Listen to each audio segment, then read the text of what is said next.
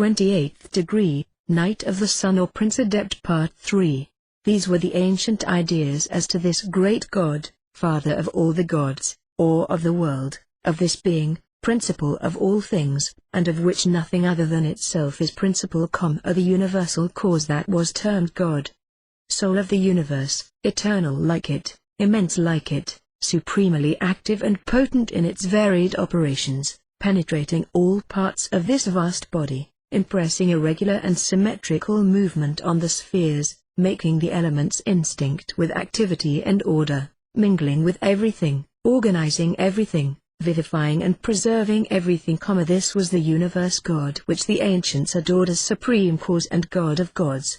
Anchises, in the Aeneid, taught Aeneas this doctrine of Pythagoras, learned by him from his masters, the Egyptians, in regard to the soul and intelligence of the universe, from which our souls and intelligences, as well as our life and that of the animals, emanate. Heaven, earth, the sea, the moon and the stars, he said, are moved by a principle of internal life which perpetuates their existence, a great intelligent soul, that penetrates every part of the vast body of the universe, and, mingling with everything, agitates it by an eternal movement.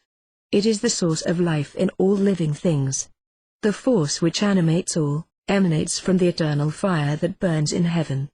In the Georgics, Virgil repeats the same doctrine, and that, at the death of every animal, the life that animated it, part of the universal life, returns to its principle and to the source of life that circulates in the sphere of the stars.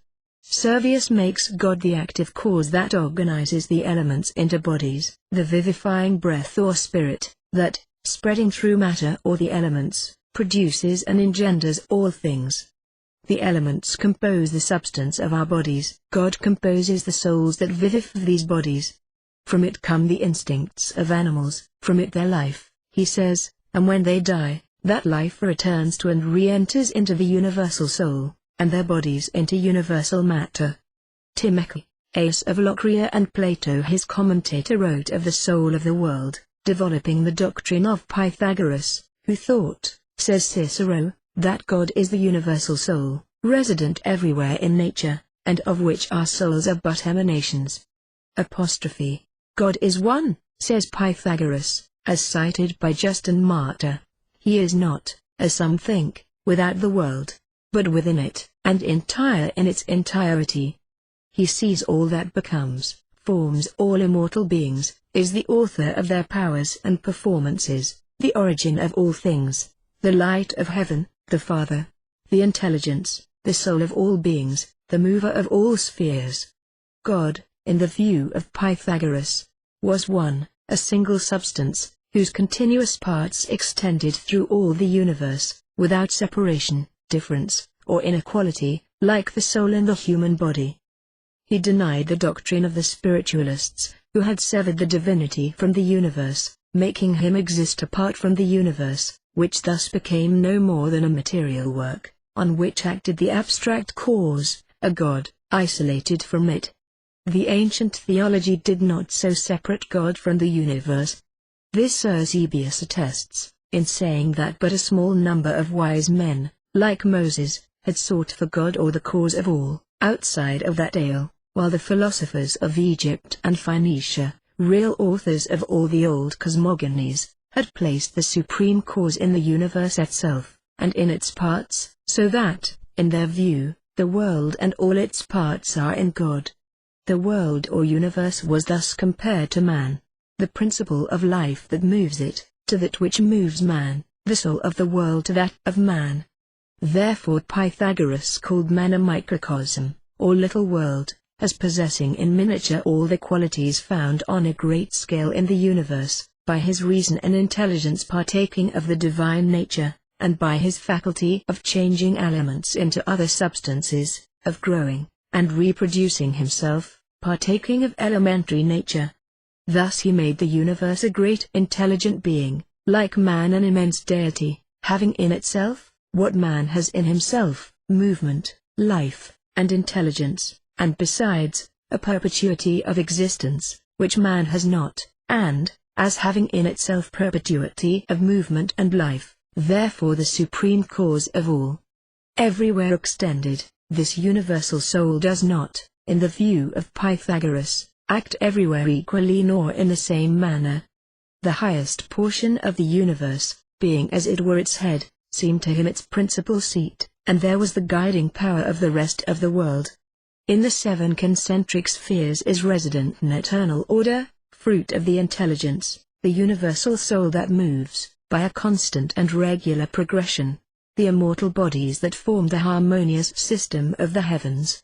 Manilius says, I sing the invisible and potent soul of nature, that divine substance which, everywhere inherent in heaven, earth, and the waters of the ocean, forms the bond that holds together and makes one all the parts of the vast body of the universe.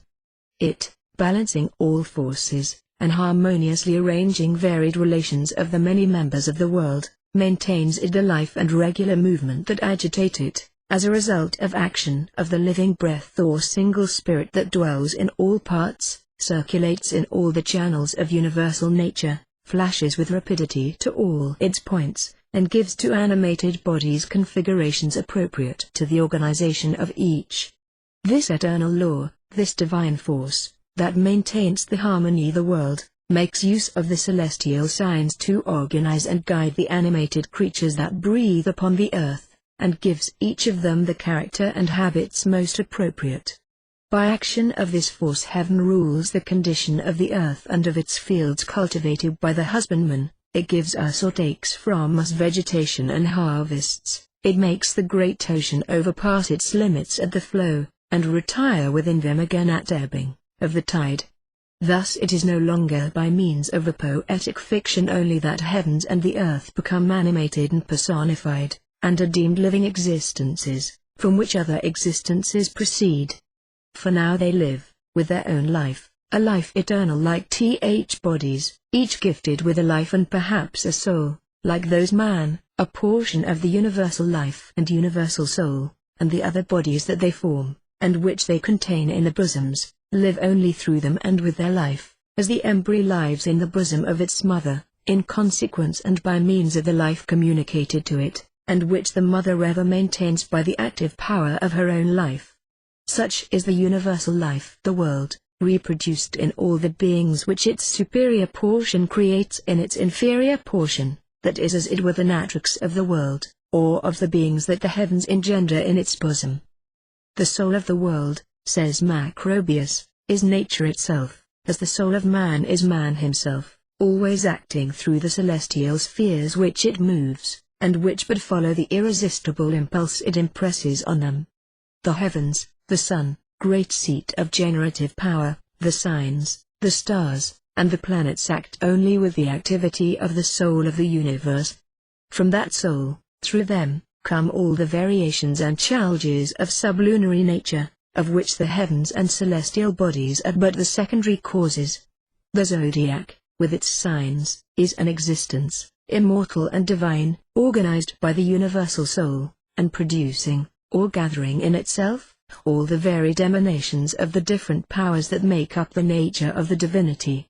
This doctrine, that gave to the heavens and the spheres living souls, each a portion of the universal soul, was of extreme antiquity. It was held by the old Sabaeans. It was taught by Timaeus, P. Commodus, Speusippus, Iamblichus, Macrobius, Marcus Aurelius, and Pythagoras. When once men had assigned a soul to the universe, containing in itself the plenitude of the animal life of particular beings, and even of the stars, they soon supposed that soul to be essentially intelligent, and the source of intelligence of all intelligent beings. Then the universe became to them not only animated but intelligent, and of that intelligence the different parts of nature partook. Each soul was the vehicle, and, as it were, the envelope of the intelligence that attached itself to it, and could repose nowhere else. Without a soul there could be no intelligence, and as there was a universal soul, source of all souls, the universal soul was gifted with a universal intelligence, source of all particular intelligences. So the soul of the world contained in itself the intelligence of the world. All the agents of nature into which the universal soul entered, received also a portion of its intelligence, and the universe, in its totality and in its parts, was filled with intelligences that might be regarded as so many emanations from the sovereign and universal intelligence. Wherever the divine soul acted as a cause, there also was intelligence, and thus heaven, the stars, the elements, and all parts of the universe, became the seats of so many divine intelligences. Every minutest portion of the great soul became a partial intelligence, and the more it was disengaged from gross matter, the more active and intelligent it was.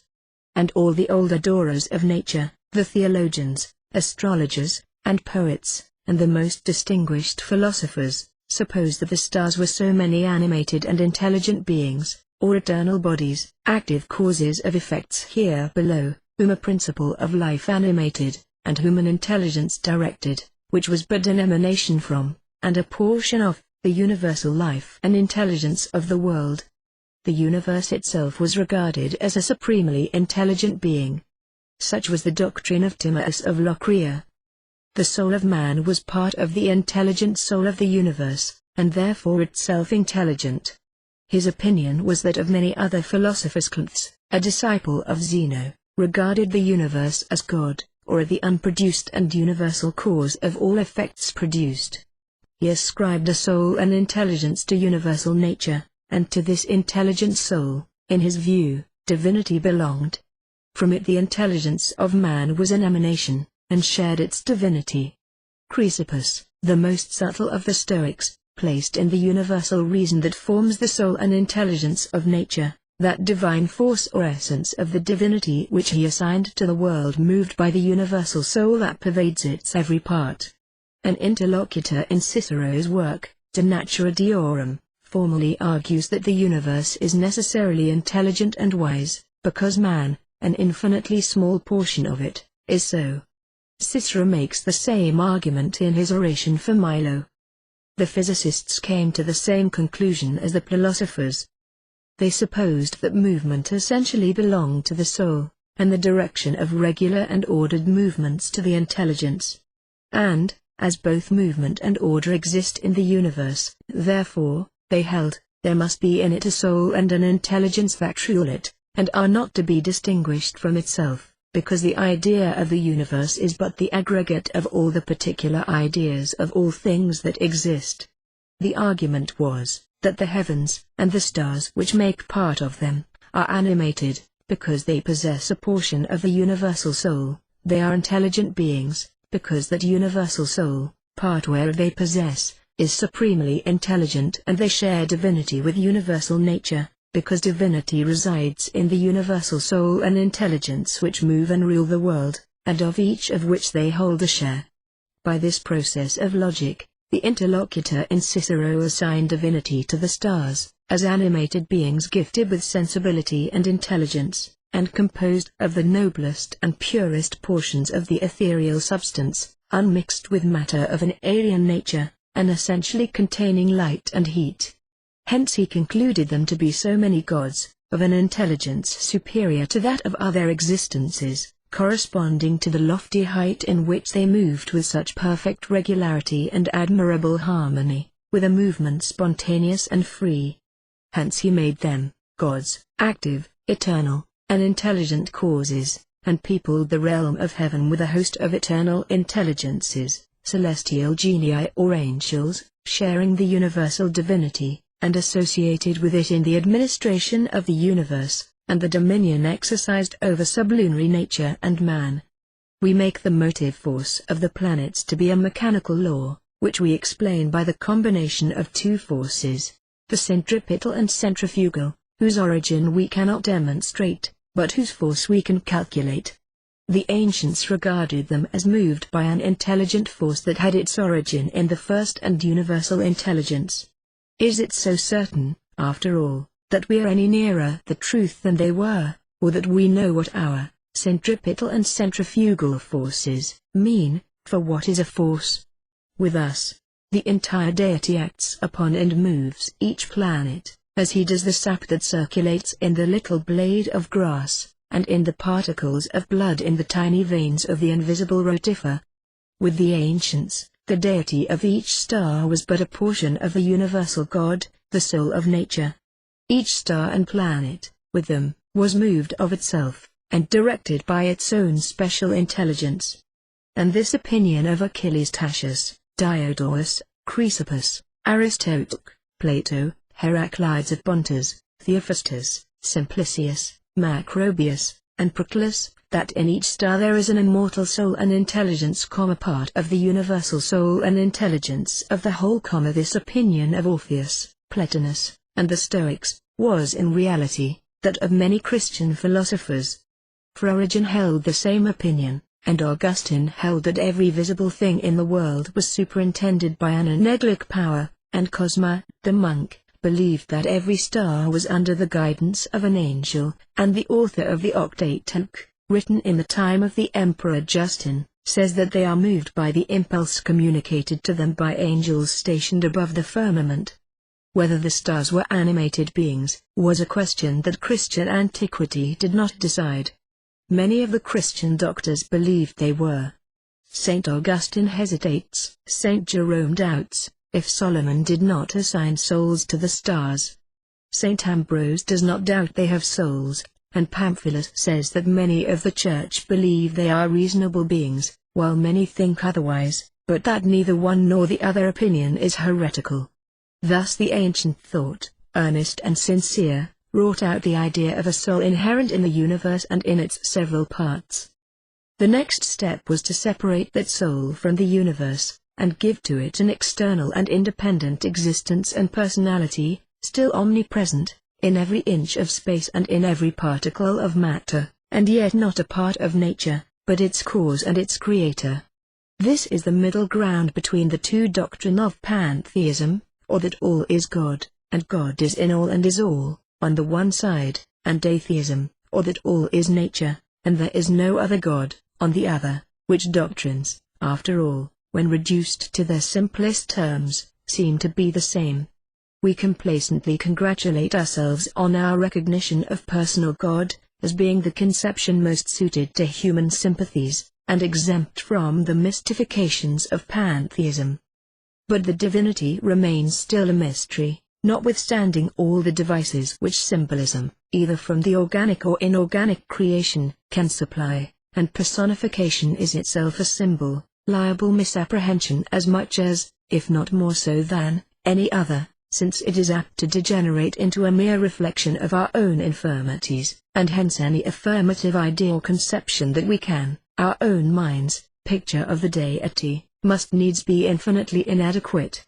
The spirit of the Vedas, or sacred Indian books, of great antiquity, as understood by their earliest as well as most recent expositors, is decidedly a pantheistic monotheism, one God, a He all in all, the many divinities, numerous as the prayers addressed to them, being resolvable into the titles and attributes of a few, and ultimately into the one.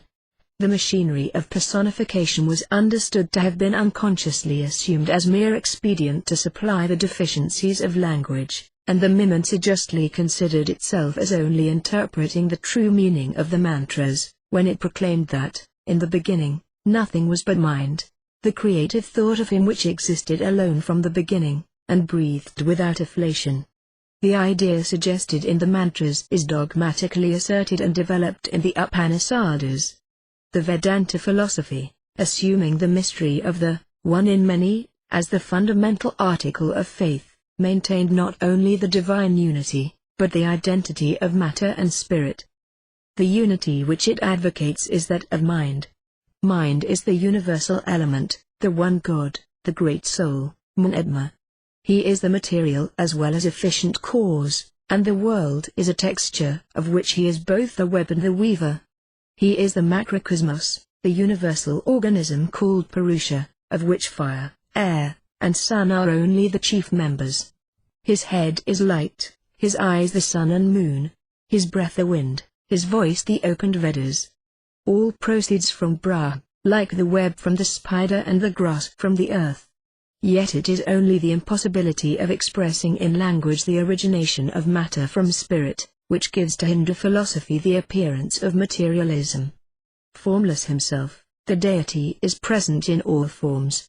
His glory is displayed in the universe as the image of the sun in water, which is, yet is not, the luminary itself. All maternal agency and appearance, the subjective world, are to a great extent phantasms, the notional representations of ignorance. They occupy, however, a middle ground between reality and non-reality. They are unreal, because nothing exists but Brahma, yet in some degree real, inasmuch as they constitute an outward manifestation of Him. They are a self-induced hypostasis of the deity, under which He presents to Himself the whole of animate and inanimate nature, the actuality of the moment, the diversified appearances which successively invest the one pantheistic spirit. The great aim of reason is to generalize, to discover unity in multiplicity, order in apparent confusion, to separate from the accidental and the transitory, the stable and universal. In the contemplation of nature, and the vague, but almost intuitive perception of a general uniformity of plan among endless varieties of operation and form, arise those solemn and reverential feelings, which, if accompanied by intellectual activity, may eventually ripen into philosophy. Consciousness of self and of personal identity is coexistent with our existence. We cannot conceive of mental existence without it. It is not the work of reflection nor of logic, nor the result of observation, experiment, and experience. It is a gift from God, like instinct, and that consciousness of a thinking soul which is really the person that we are, and other than our body, is the best and most solid proof of the soul's existence. We have the same consciousness of a power on which we are dependent, which we can define and form an ideal picture of, as little as we can of the soul, and yet which we feel, and therefore know, exists. True and correct ideas of that power, of the absolute existence from which all proceeds, we cannot trace, if by true and correct we mean equate ideas, for of such we are not, with our limited faculties, capable. And ideas of His nature, so far correct as we are capable of entertaining, can only be attained either by direct inspiration or by the investigations of philosophy. The idea of the universal preceded the recognition of any system for its explanation. It was felt rather than understood, and it was long before the grand conception on which all philosophy rests received through deliberate investigation that analytical development which might properly entitle it to the name. The sentiment, when first observed by the self-conscious mind, was, says Plato, a divine gift, communicated to mankind by some Prometheus, or by those ancients who lived nearer to the gods than our degenerate selves. The mind deduced from its first experiences the notion of a general cause or antecedent, to which it shortly gave a name and personified it. This was the statement of a theorem, obscure in proportion to its generality. It explained all things but itself. It was a true cause, but an incomprehensible one. Ages had to pass before the nature of the theorem could rightly appreciate it, and before men, acknowledging the first cause to be an object of faith rather than science, were contented to confine their researches to those nearer relations of existence and succession, which are really within the reach of their faculties.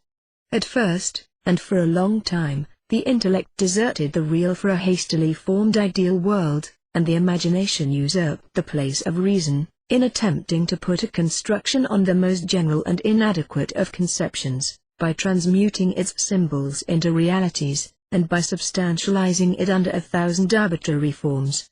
In poetry, the idea of divine unity became, as in nature, obscured by a multifarious symbolism, and the notionalities of transcendental philosophy reposed on views of nature scarcely more profound than those of the earliest symbolists. Yet the idea of unity was rather obscured than extinguished, and Xenophanes appeared as an enemy of Homer, only because he more emphatically insisted on the monotheistic element, which, in poetry, has been comparatively overlooked. The first philosophy reasserted the unity which poetry had lost, but being unequal to investigate its nature, it again resigned it to the world of approximate sensations, and became bewildered in materialism, considering the conceptional whole or first element as some refinement of matter, unchangeable in its essence, though subject to mutations of quality, form in an eternal succession of seeming decay and regeneration, comparing it to water, air, or fire, as each endeavored to refine on the doctrine of his predecessor, or was influenced by a different class of theological traditions.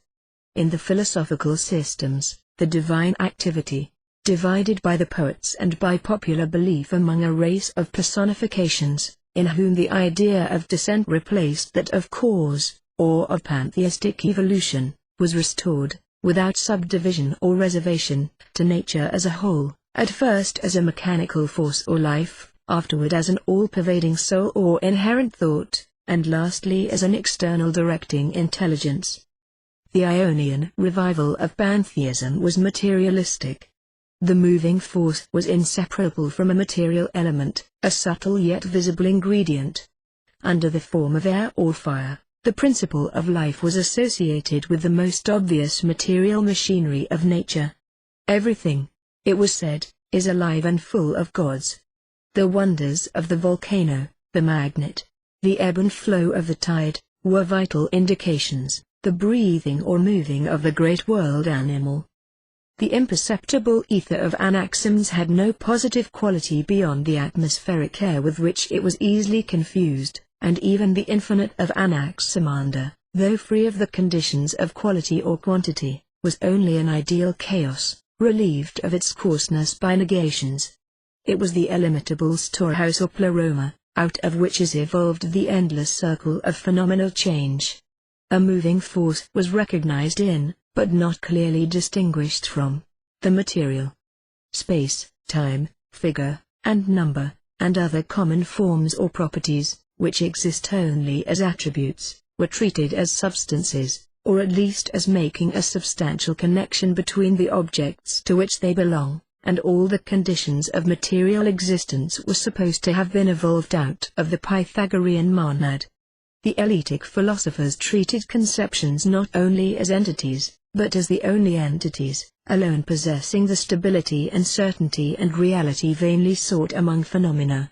The only reality was thought. All real existence, they said, is mental existence. Non-existence, being inconceivable, is therefore impossible. Existence fills up the whole range of thought, and is inseparable from its exercise. Thought and its object are one. Xenophanes used ambiguous language, applicable to the material as well as to the mental, and exclusively appropriate neither. In other words, he availed himself of material imagery to illustrate an indefinite meaning.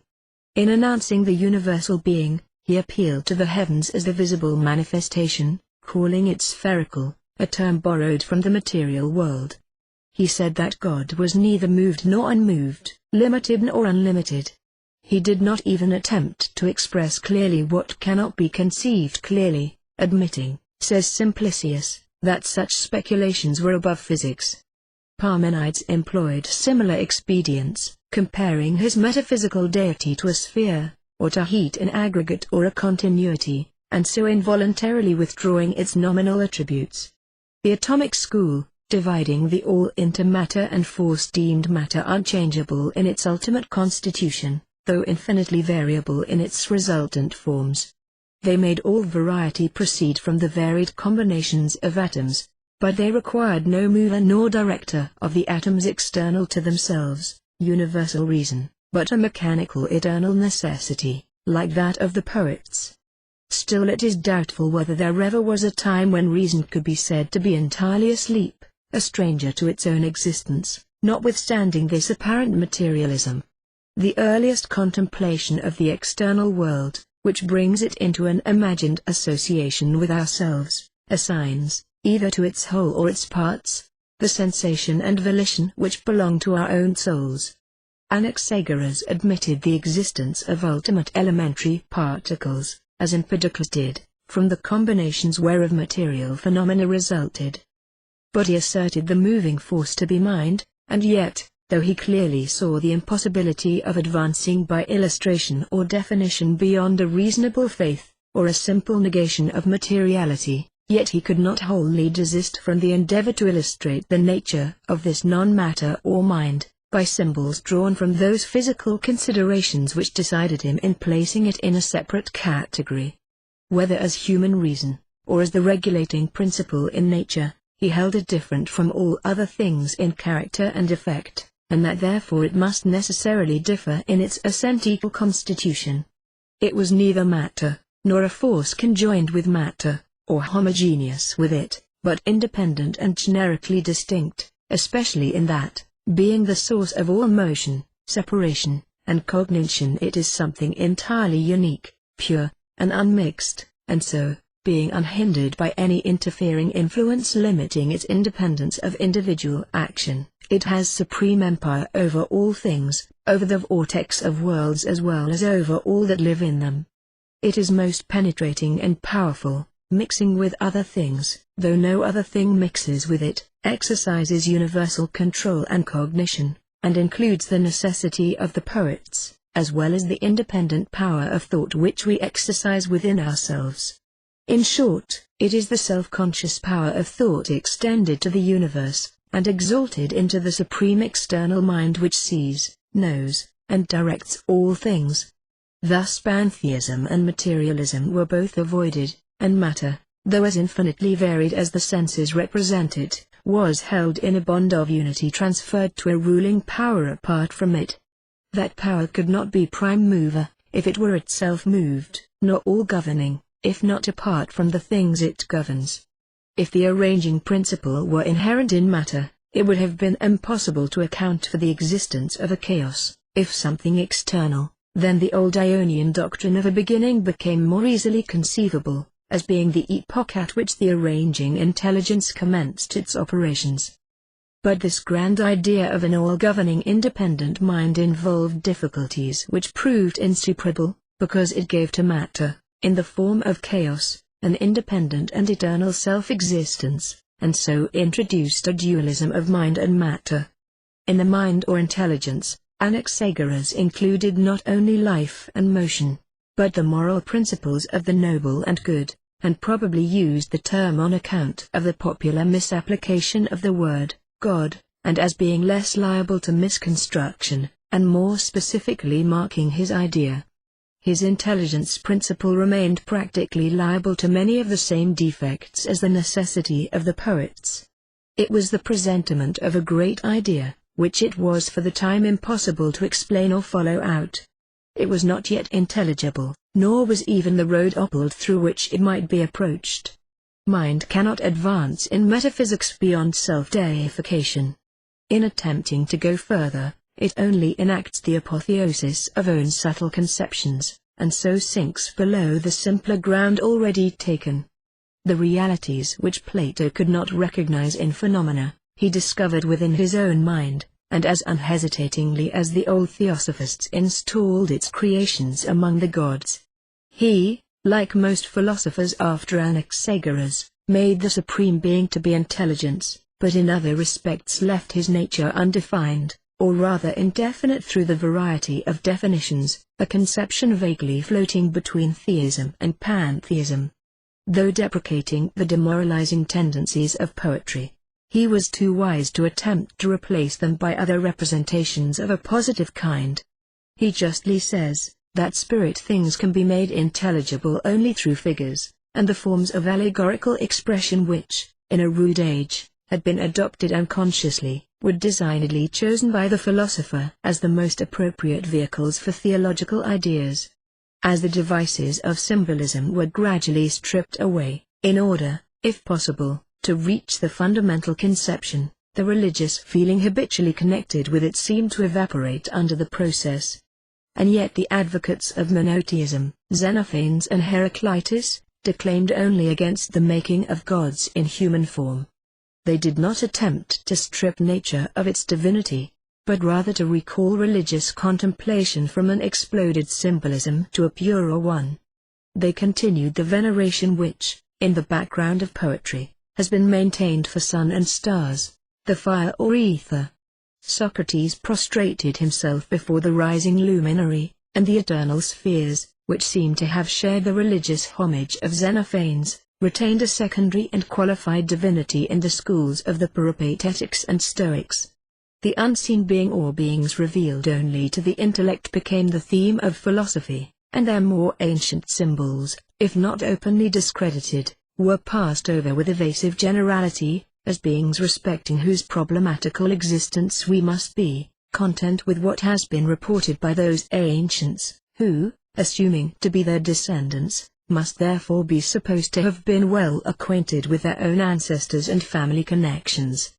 And the theism of Anaxagoras was still more decidedly subversive, not only of mythology, but of the whole religion of outward nature, it being an appeal from the world without, to the consciousness or spiritual dignity within man. In the doctrines of Aristotle, the world moves on uninterruptedly, always changing, yet ever the same, like time, the eternal now, knowing neither repose nor death. There is a principle which makes good the failure of identity, by multiplying resemblances, the destruction of the individual by an eternal renewal of the form in which matter is manifested. This regular eternal movement implies an eternal mover, not an inert eternity, such as the Platonic Idos, but one always acting, his essence being to act, for otherwise he might never have acted, and the existence of the world would be an accident, for what should have, in that case, decided him to act, after long inactivity? Nor can he be partly in act and partly potential, that is, quiescent and undetermined to act or not to act, for even in that case motion would not be eternal, but contingent and precarious. He is therefore wholly in act, a pure, untiring activity, and for the same reasons wholly immaterial. Thus Aristotle avoided the idea that God was inactive and self-contemplative for an eternity, and then for some unknown reason, or by some unknown motive, commenced to act outwardly and produce. But he incurred the opposite hazard, of making the result of his action, matter and the universe, be coexistent with himself, or, in other words, of denying that there was any time when his outward action commenced.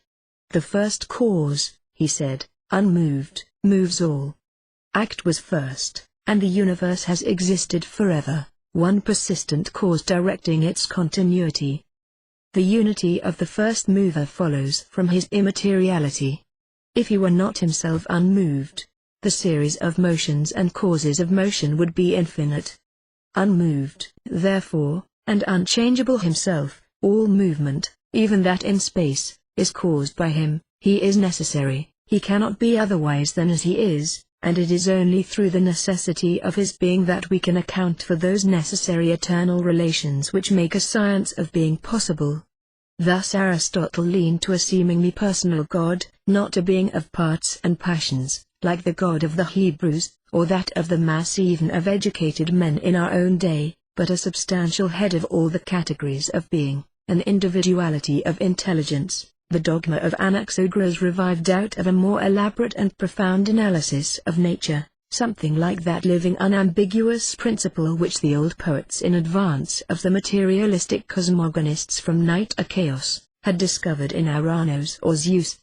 Soon, however, the vision of personality is withdrawn, and we reach that culminating point of thought where the real blends with the ideal, where moral action and objective thought, that is, thought exercised to anything outside of itself, as well as the material body, are excluded, and where the divine action in the world retains veil of impenetrable mystery, and to the utmost ingenuity research presents but a contradiction.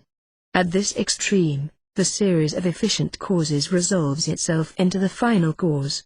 That which moves, itself unmoved, can only be the immobility thought or form.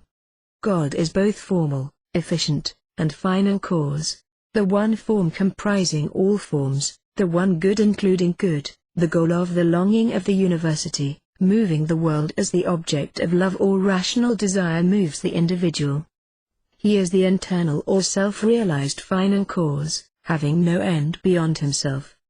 He is no moral agent, for if he were, he would be but an instrument for producing something still higher and greater. One sort of act only, activity of mind or thought, can be assigned to him who is at once all act yet all repose. What we call our highest pleasure, which distinguishes wakefulness and sensation and which gives a reflected charm to hope and memory, is with him perpetual. His existence is unbroken enjoyment of that which is most excellent but only temporary with us.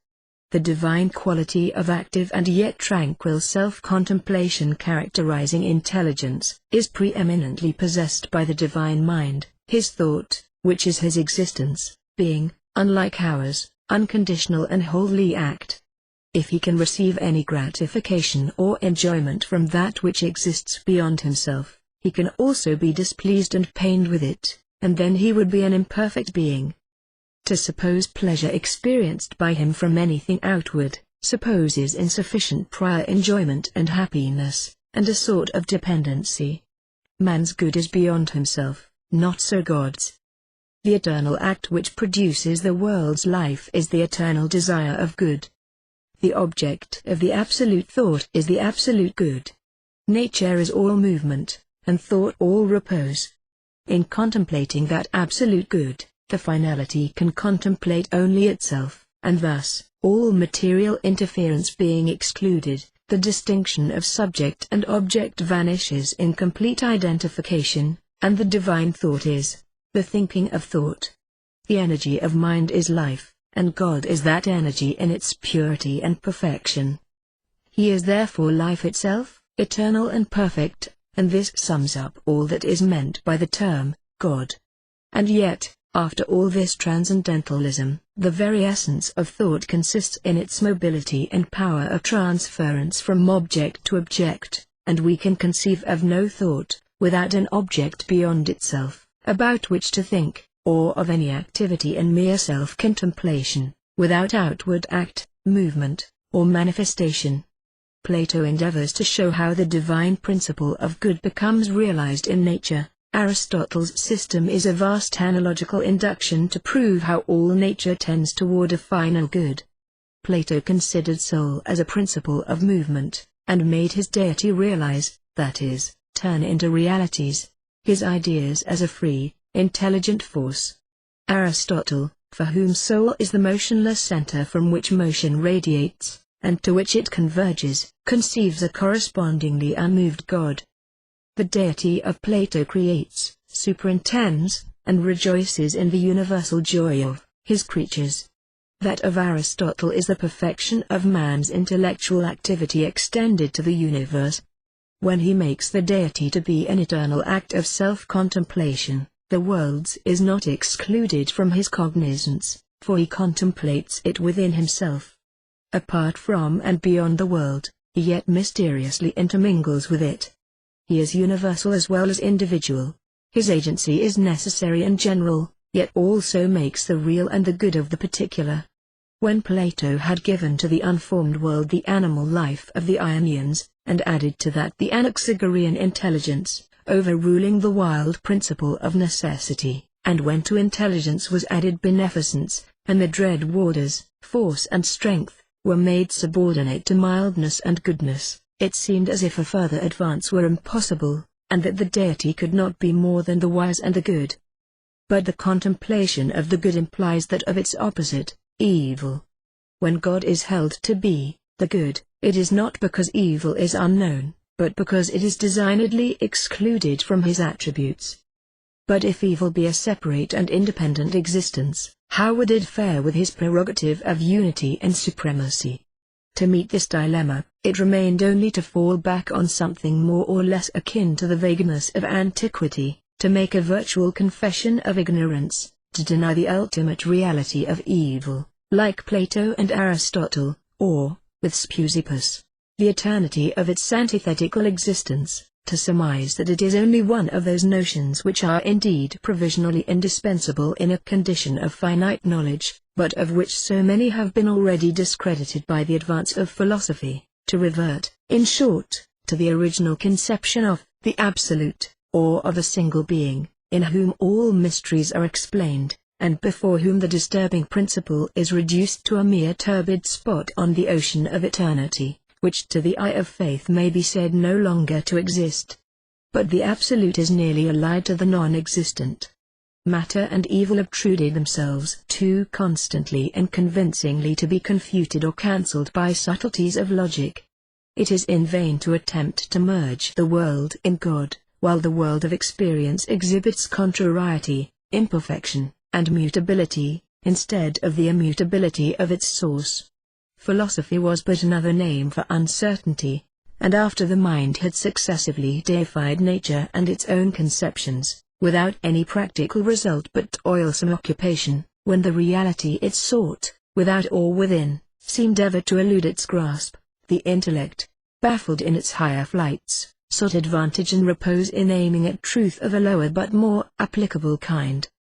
The deity of Plato is a being proportioned to human sympathies, the furtherer of the world, as well as its creator, the author of good only, not of evil. Envy, he says, is far removed from celestial beings, and man, if willing, and braced for the effort, is permitted to aspire to a communion with the solemn troops and sweet societies of heaven. God is the ideal essence of goodness, the good itself. In goodness, he created the world, and gave to it the greatest perfection of which it was susceptible, making it, as far as possible, an image of himself. The sublime type of all excellence is an object not only of veneration but love. The sages of old had already intimated in enigmas that God is the author of good, that like the sun in heaven, or Aesculapius on earth, he is healer, savior, and redeemer, the destroyer and averter of evil, ever healing the mischiefs inflicted by the wanton or irrational power of nature. Plato only asserts with more distinctness the dogma of antiquity when he recognizes love as the highest and most beneficent of gods, who gives to nature the invigorating energy restored by the art of medicine to the body, since love is emphatically the physician of the universe, the Aesculapius to whom Socrates wished to sacrifice in the hour of his death. A figurative idea, adopted from familiar imagery, gave that endearing aspect to the divine connection with the universe which had commanded the earliest ascent of the sentiments, until, rising in refinement with the progress of mental cultivation, it ultimately established itself as firmly in the deliberate approbation of the understanding, as it had ever responded to the sympathies. Even the rude Scythians, Bithynians, and Scandinavians, called God their Father. All nations traced their ancestry more or less directly to heaven. The Hyperionon, one of the oldest symbols of the religious antiquity of Greece, made love the firstborn of nature. Who will venture to pronounce at what time God was first worthily and truly honored, or when man first began to feel aright the mute eloquence of nature? In the obscure physics of the mystical theologies who preceded Greek philosophy, love was the great first cause and parent of the universe. Zeus, says Proclus, when entering upon the work of creation, changed himself into the form of love, and he brought forward Aphrodite, the principle of unity and universal harmony, to display her light to all. In the depths of his mysterious being, he contains the principle of love within himself. In him creative wisdom and blessed love are united. From the first of days on these his love divine be fixed, his admiration, till in time complete what he admired and loved, his vital smile unfolded into being. The speculators of the venerable East, who had conceived the idea of an eternal being superior to all affection and change, in his own sufficiency enjoying a plenitude of serene and independent bliss, were led to inquire into the apparently inconsistent fact of the creation of the world. Why, they asked, did he, who required nothing external to himself to complete his already existing perfection, come forth out of his unrevealed and perfect existence, and become incorporated in the vicissitudes of nature? The solution of the difficulty was love. The great being beheld the beauty of his own conception, which dwelt with him alone from the beginning, Maya, or nature's loveliness, at once the germ of passion and the source of worlds. Love became the universal parent, when the deity, before remote and inscrutable, became ideally separated into the loving and the beloved. And here again recurs the ancient difficulty, that, at whatever early period this creation occurred, an eternity had previously elapsed, during which God, dwelling alone in his unimpeached unity, had no object for his love, and that the very word implies to us an existing object toward which the love is directed, so that we cannot conceive of love in the absence of any object to be loved, and therefore we again return to this point, that if love is of God's essence, and he is unchangeable, the same necessity of his nature, supposed to have caused creation, must ever have made his existence without an object to love impossible, and so that the universe must have been coexistent with himself. The questions how and why evil exists in the universe, how its existence is to be reconciled with the admitted wisdom and goodness and omnipotence of God, and how far man is a free agent, or controlled by an inexorable necessity or destiny, have two sides. On one, they are questions as to the qualities and attributes of God, for we must infer his moral nature from his mode of governing the universe, and they ever enter into any consideration his intellectual nature, and on the other, they directly concern the moral responsibility, and therefore the destiny, of man. All important, therefore, in both points of view, they have been much discussed in all ages of the world, and have no doubt urged men, more than all other questions have, to endeavor to fathom the profound mysteries of the nature and the mode of existence and action of an incomprehensible God. And, with these, still another question also presents itself, whether the deity governs the universe by fixed and unalterable laws, or by special providences and interferences, so that he may be induced to change his course and the results of human or material action, by prayer and supplication. God alone is all-powerful, but the human soul has in all ages asserted its claim to be considered as part of the divine. The purity of the spirit, says Van Helmont, is shown through energy and efficaciousness of will.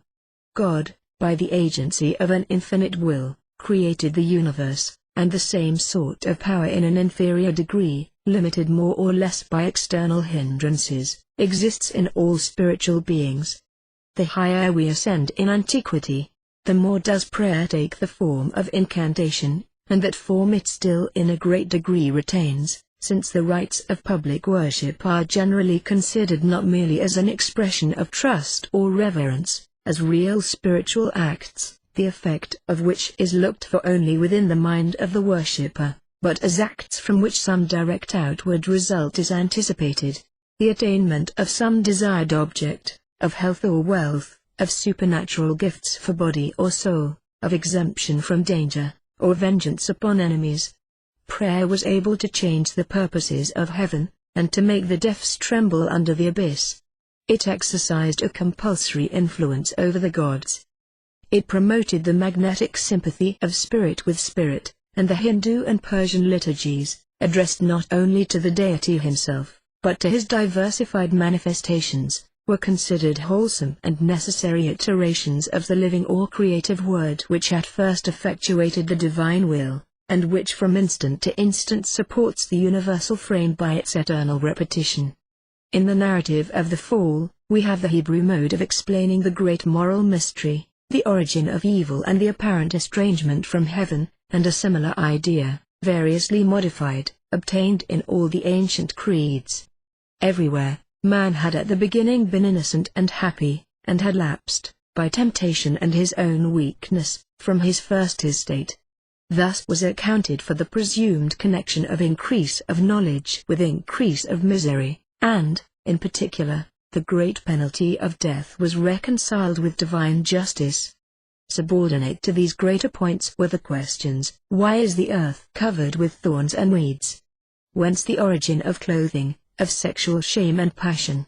Whence the infliction of labor, and how to justify the degraded condition of woman in the East, or account for the loathing so generally felt toward the serpent tribe? The hypothesis of a fall, required under some of its modifications in all systems, to account for the apparent imperfection in the work of a perfect being, was, in Eastern philosophy, the unavoidable accompaniment and condition of limited or individual existence, since the soul, considered as a fragment of the universal mind, might be said to have lapsed from its preeminence when parted from its source, and ceasing to form part of integral perfection. The theory of its reunion was correspondent to the assumed cause of its degradation.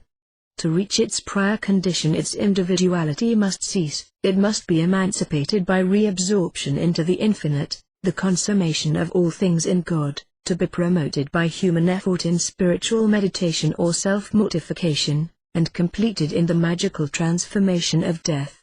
And as man had fallen, so it was held that the angels of evil had, from their first estate, to which, like men, they were, in God's good time, to be restored, and the reign of evil was then to cease forever. To this great result all the ancient theologies point, and thus they all endeavored to reconcile the existence of sin and evil with the perfect and undeniable wisdom and beneficence of God. With man's exercise of thought are inseparably connected freedom and responsibility. Man assumes his proper rank as a moral agent, when with a sense of the limitations of his nature arise the consciousness of freedom, and of the obligations accompanying its exercise, the sense of duty and of the capacity to perform it. To suppose that man ever imagined himself not to be a free agent until he had argued himself into that belief, would be to suppose that he was in that below the brutes, for he, like them, is conscious of his freedom to act. Experience alone teaches him that this freedom of action is limited and controlled, and when what is outward to him restrains and limits this freedom of action, he instinctively rebels against it as a wrong. The rule of duty and the materials of experience are derived from an acquaintance with the conditions of the external world, in which the faculties are exerted, and thus the problem of man involves those of nature and God. Our freedom, we learn by experience, is determined by an agency external to us. Our happiness is intimately dependent on the relations of the outward world, and on the moral character of its ruler. Then at once arises this problem: the God of nature must be one, and his character cannot be suspected to be other than good. Whence, then, came the evil, the consciousness of which must invariably have preceded or accompanied man's moral development? On this subject human opinion has ebbed and flowed between two contradictory extremes, one of which seems inconsistent with God's omnipotence, and the other with his beneficence. If God, it was said, is perfectly wise and good, evil must arise from some independent and hostile principle. If, on the other hand, all agencies are subordinate to one, it is difficult, if evil does indeed exist, if there is any such thing as evil, to avoid the impiety of making God the author of it. The recognition of a moral and physical dualism in nature was adverse to the doctrine of divine unity. Many of the ancients thought it absurd to imagine one supreme being, like Homer's Jove, distributing good and evil out of two urns. They therefore substituted, as we have seen, the doctrine of two distinct and eternal principles, some making the cause of evil to be the inherent imperfection of matter and the flesh, without explaining how God was not the cause of that, while others personified the required agency, and fancifully invented an evil principle, the question of whose origin indeed involved all the difficulty of the original problem, but whose existence, if once taken for granted, was sufficient as a popular solution of the mystery, the difficulty being supposed no longer to exist when pushed a step further off, as the difficulty of conceiving the world upheld by an elephant was supposed to be got rid of when it was said that the elephant was supported by a tortoise. The simpler, and probably the older, notion, treated the one only God as the author of all things. I form the light, says Jehovah, and create darkness. I cause prosperity and create evil. I, the Lord, do all these things. All mankind, says Maximus Tyrius, are agreed that there exists one only universal King and Father, and that the many gods are his children. There is nothing improbable in the supposition that the primitive idea was that there was but one God. A vague sense of nature's unity, blended with a dim perception of an all-pervading spiritual essence, has been remarked among the earliest manifestations of the human mind. Everywhere it was the dim remembrance, uncertain and indefinite, of the original truth taught by God to the first men. The deity of the Old Testament is everywhere represented as the direct author of evil, commissioning evil and lying spirits to men, hardening the heart of Pharaoh, and visiting the iniquity of the individual sinner on the whole people. The rude conception of sternness predominating over mercy in the deity can alone account for the human sacrifices, purposed, if not executed, by Abraham and Jephthah. It has not been uncommon, in any age or country of the world, for men to recognize the existence of one God, without forming any becoming estimate of his dignity. The causes of both good and ill are referred to a mysterious center, to which each assigns such attributes as correspond with his own intellect and advance in civilization. Hence the assignment to the deity of the feelings of envy and jealousy. Hence the provocation given by the healing skill of Aesculapius and the humane theft of fire by Prometheus. The very spirit of nature, personified in Orpheus, Tantalus, or Phineus, was supposed to have been killed, confined, or blinded, for having too freely divulged the divine mysteries to mankind. This divine envy still exists in a modified form, and varies according to circumstances. In Hesiod it appears in the lowest type of human malignity. In the God of Moses, it is jealousy of the infringement of the autocratic power, the check to political treason, and even the penalties denounced for worshipping other gods often seem dictated rather by a jealous regard for his own greatness in deity, than by the immorality and degraded nature of the worship itself. In Herodotus and other writers it assumes a more philosophical shape, as a strict adherence to a moral equilibrium in the government of the world, in the punishment of pride, arrogance, and insolent pretension. God acts providentially in nature by regular and universal laws, by constant modes of operation, and so takes care of material things without violating their constitution, acting always according to the nature of the things which he has made. It is a fact of observation that, in the material and unconscious world, he works by its materiality and unconsciousness, not against them; in the animal world, by its animality and partial consciousness, not against them. So in the providential government of the world, he acts by regular and universal laws, and constant modes of operation, and so takes care of human things without violating their constitution, acting always according to the human nature of man, not against it, working in the human world by means of man's consciousness and partial freedom, not against them. God acts by general laws for general purposes. The attraction of gravitation is a good thing, for it keeps the world together, and if the Tower of Siloam, thereby falling to the ground, slays 18 men of Jerusalem, that number is too small to think of, considering the myriad millions who are upheld by the same law. It could not well be repealed for their sake, and to hold up that tower, nor could it remain in force, and the tower stand. It is difficult to conceive of a perfect will without confounding it with something like mechanism, since language has no name for that combination of the inexorable with the moral, which the old poets personified separately in Anancoram and Zeus. How combine understanding me the perfect freedom of the supreme and all-sovereign will of God with the inflexible necessity, as part of his essence, that he should and must continue to be, in all his great attributes, of justice and mercy, for example, what he is now and always has been, and with the impossibility of his changing his nature and becoming unjust, merciless, cruel, fickle, or of his repealing the great moral laws which make crime wrong and the practice of virtue right.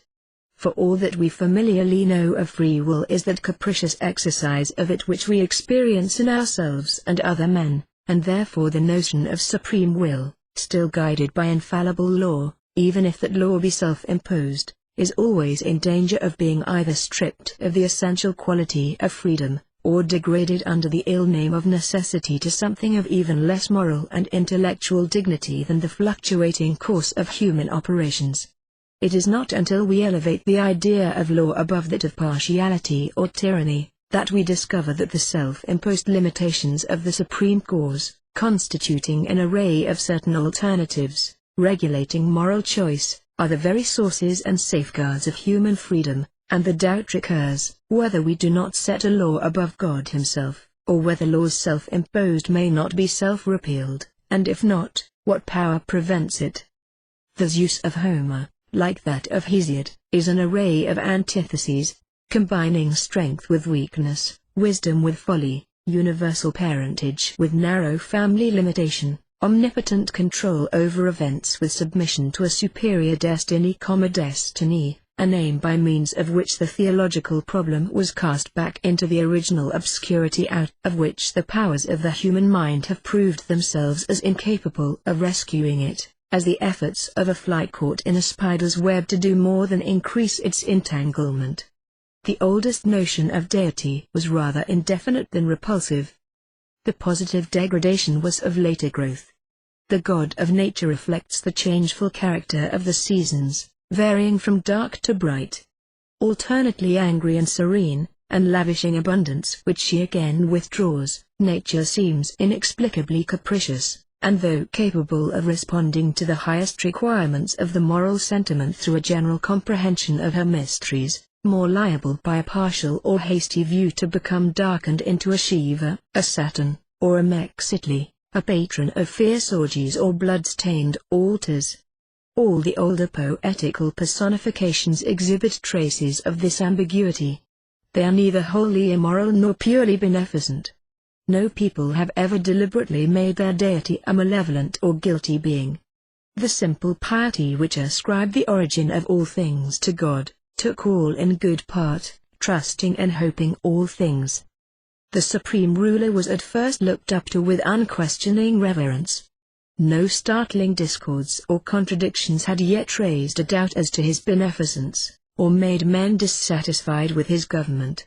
Fear might cause anxiety, but could not banish hope, still less inspire aversion. It was only later, when abstract notions began to assume the semblance of realities, and when new or more distinct ideas suggested new words for their expression, that it became necessary to fix a definite barrier between evil and good.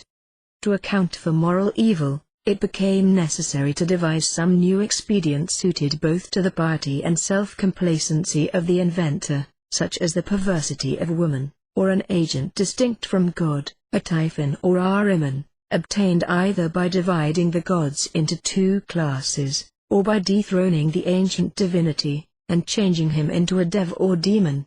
Through a similar want, the Orientals devised the inherent corruption of the fleshy and material, the Hebrew transferred to Satan everything illegal and immoral, and the Greek reflection, occasionally adopting the older and truer view, retorted upon man the obloquy cast on these creatures of his imagination, and showed how he has to thank himself alone for his calamities, while his good things are the voluntary gifts, not the plunder of heaven.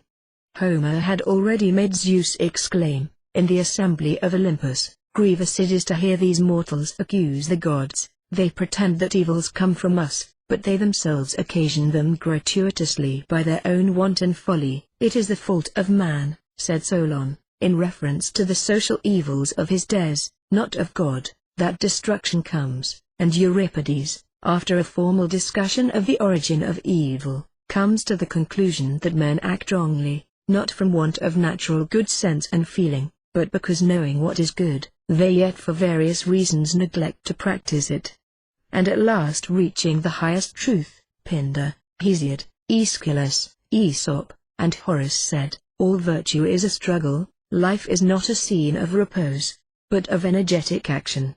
Suffering is but another name for the teaching of experience, appointed by Zeus himself, the giver of all understanding, to be the parent of instruction, the schoolmaster of life. He indeed put an end to the golden age. He gave venom to serpents and pudicity to wolves. He shook the honey from the leaf, and stopped the flow of wine in the rivulets. He concealed the element of fire, and made the means of life scanty and precarious. But in all this his object was beneficent. It was not to destroy life, but to improve it. It was a blessing to man, not a curse, to be sentenced to earn his bread by the sweat of his brow, for nothing great or excellent is attainable without exertion. Safe and easy virtues are prized neither by gods nor men, and the parsimoniousness of nature is justified by its powerful effect in rousing the dormant faculties, and forcing on mankind the invention of useful arts by means of meditation and thought. Ancient religious reformers pronounced the worship of idols to be the root of all evil, and there have been many iconoclasts in different ages of the world. The maxim still holds good, for the worship of idols, that is, of fanciful conceits, if not the source of all evil, is still the cause of much, and it prevails as extensively now as it ever did. Men are ever engaged in worshipping the picturesque fancies of their own imaginations. Human wisdom must always be limited and incorrect, and even right opinion is only a something intermediate between ignorance and knowledge. The normal condition of man is that of progress. Philosophy is a kind of journey, ever learning, yet never arriving at the ideal perfection of truth. A Mason should, like the wise Socrates, assume the modest title of the lover of wisdom, for he must ever long after something more excellent than he possesses, something still beyond his reach, which he desires to make eternally his own. Thus the philosophic sentiment came to be associated with the poetical and the religious, under the comprehensive name of love. Before the birth of philosophy, love had received but scanty and inadequate homage. This mightiest and the most ancient of gods, evil with the existence of religion and of the world, had been indeed unconsciously felt, but had neither been worthily honored nor directly celebrated in hymn or paean. In the old days of ignorance it could scarcely have been recognized. In order that it might exercise its proper influence over religion and philosophy, it was necessary that the god of nature should cease to be a god of terrors, a personification of mere power or arbitrary will, a pure and stern intelligence, an inflictor of evil, and an unrelenting judge. The philosophy of Plato, in which this charge became forever established, was emphatically a mediation of love.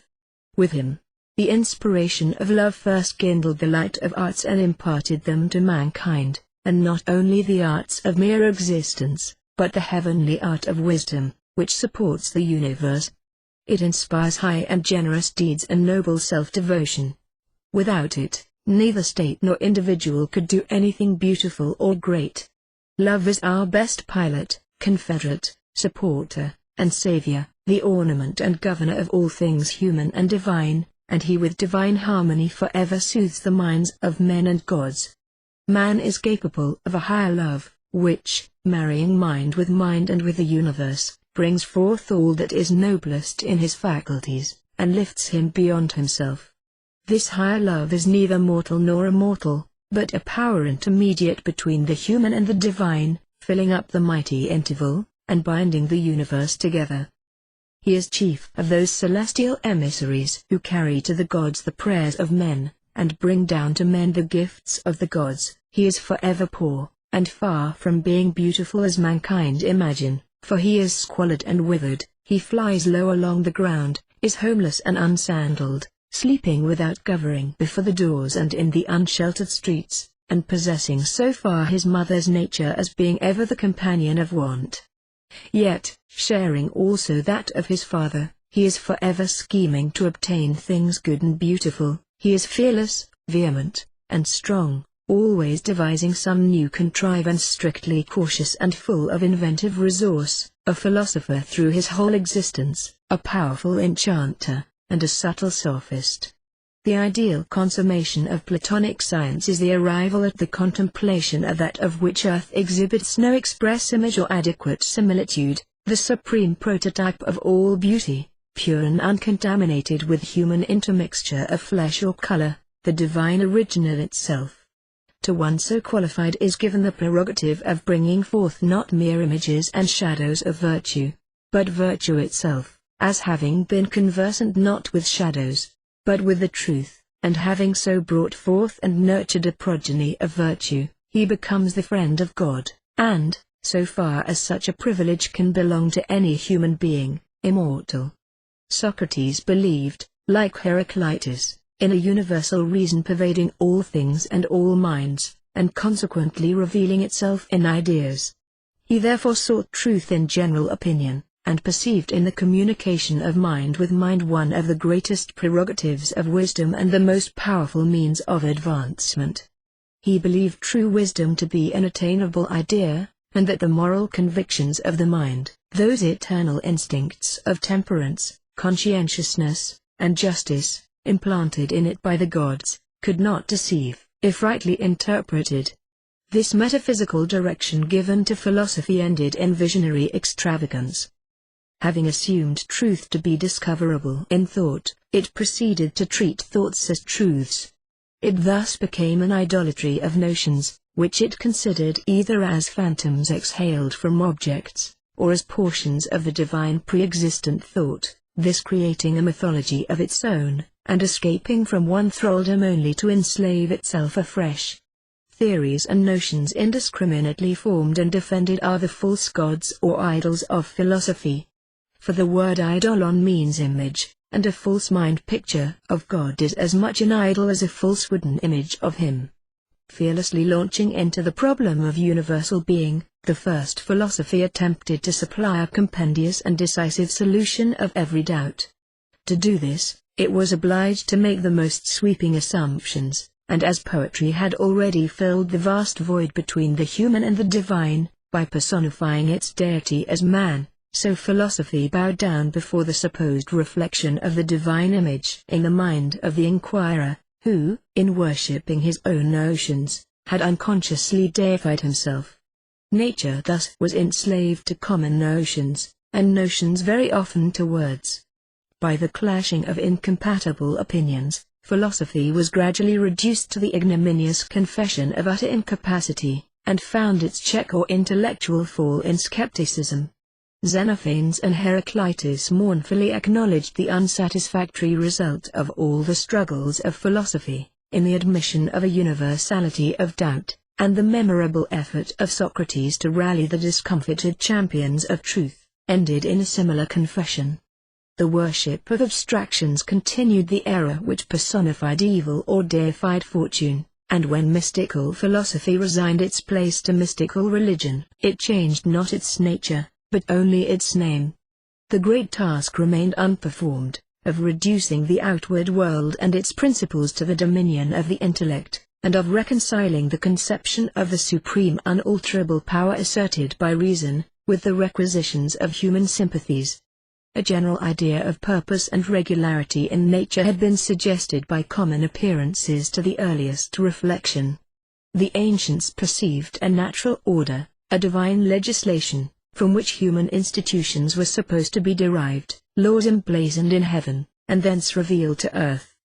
But the divine law was little more than an analogical inference from human law, taken in the vulgar sense of arbitrary will or partial government. It was surmised rather than discovered, and remained unmoral because unintelligible. It mattered little, under the circumstances, whether the universe were said to be governed by chance or by reason, since the latter, if misunderstood, was virtually one with the former. Better far, said Epicurus, acquiesce in the fables of tradition, than acknowledge the oppressive necessity of the physicists, and Menander speaks of God, chance, and intelligence as undistinguishable. Law unacknowledged goes under the name of chance, perceived, but not understood, it becomes necessity.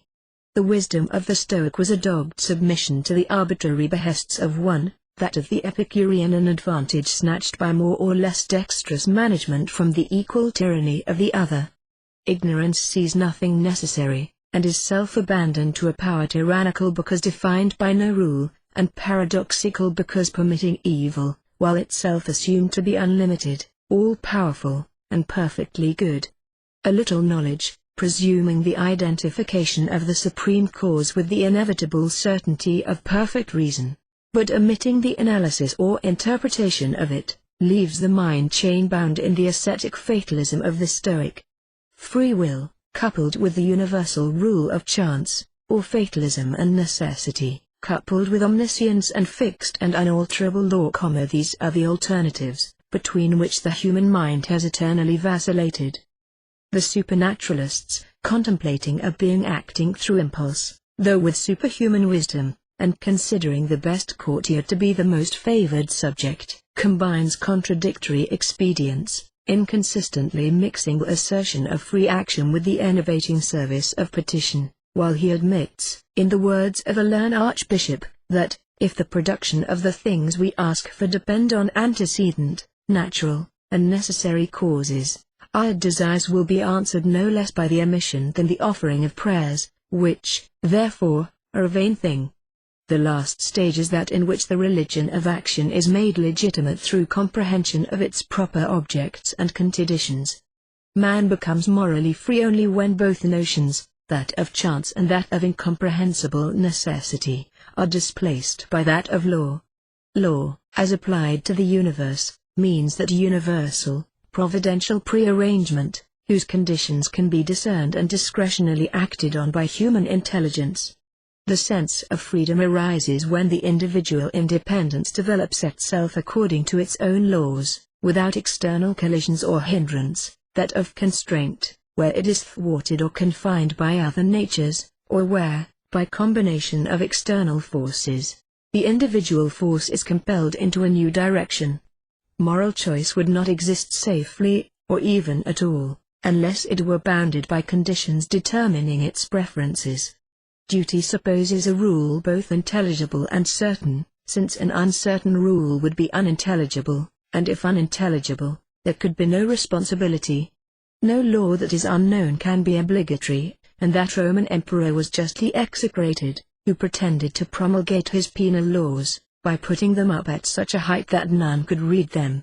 Man commands results, only by selecting among the contingent the preordained results most suited to his purposes. In regard to absolute or divine morality, meaning the final cause or purpose of those comprehensive laws which often seem harsh to the individual, because inflexibly just and impartial to the universal, speculation must take refuge in faith. The immediate and obvious purpose often bearing so small a proportion to a wider and unknown one, as to be relatively absorbed or lost. The rain that, unseasonable to me, ruins my hopes of an abundant crop, does so because it could not otherwise have blessed and prospered the crops of another kind of a whole neighboring district of country. The obvious purpose of a sudden storm of snow, or an unexpected change of wind, exposed to which I lose my life, bears small proportion to the great results which are to flow from that storm or wind over a whole continent. So always, of the good or ill which at first seemed irreconcilable and capriciously distributed, the one holds its ground, the other diminishes by being explained. In a world of a multitude of individuals, a world of action and exertion, a world affording, by the conflict of interests and the clashing of passions, any scope for the exercise of the manly and generous virtues, even omnipotence cannot make it, that the comfort and convenience of one man alone shall always be consulted. Thus the educated mind soon begins to appreciate the moral superiority of a system of law over one of capricious interference, and as the jumble of means and ends is brought into more intelligible perspective, partial or seeming good is cheerfully resigned for the disinterested and universal. Self-restraint is found not to imply self-sacrifice. The true meaning of what appeared to be necessity is found to be, not arbitrary power, but strength and force enlisted in the service of intelligence. God having made us men, and placed us in a world of change and eternal renovation, with ample capacity and abundant means for rational enjoyment, we learn that it is folly to repine because we are not angels, inhabiting a world in which change and the clashing of interest and the conflicts of passion are unknown.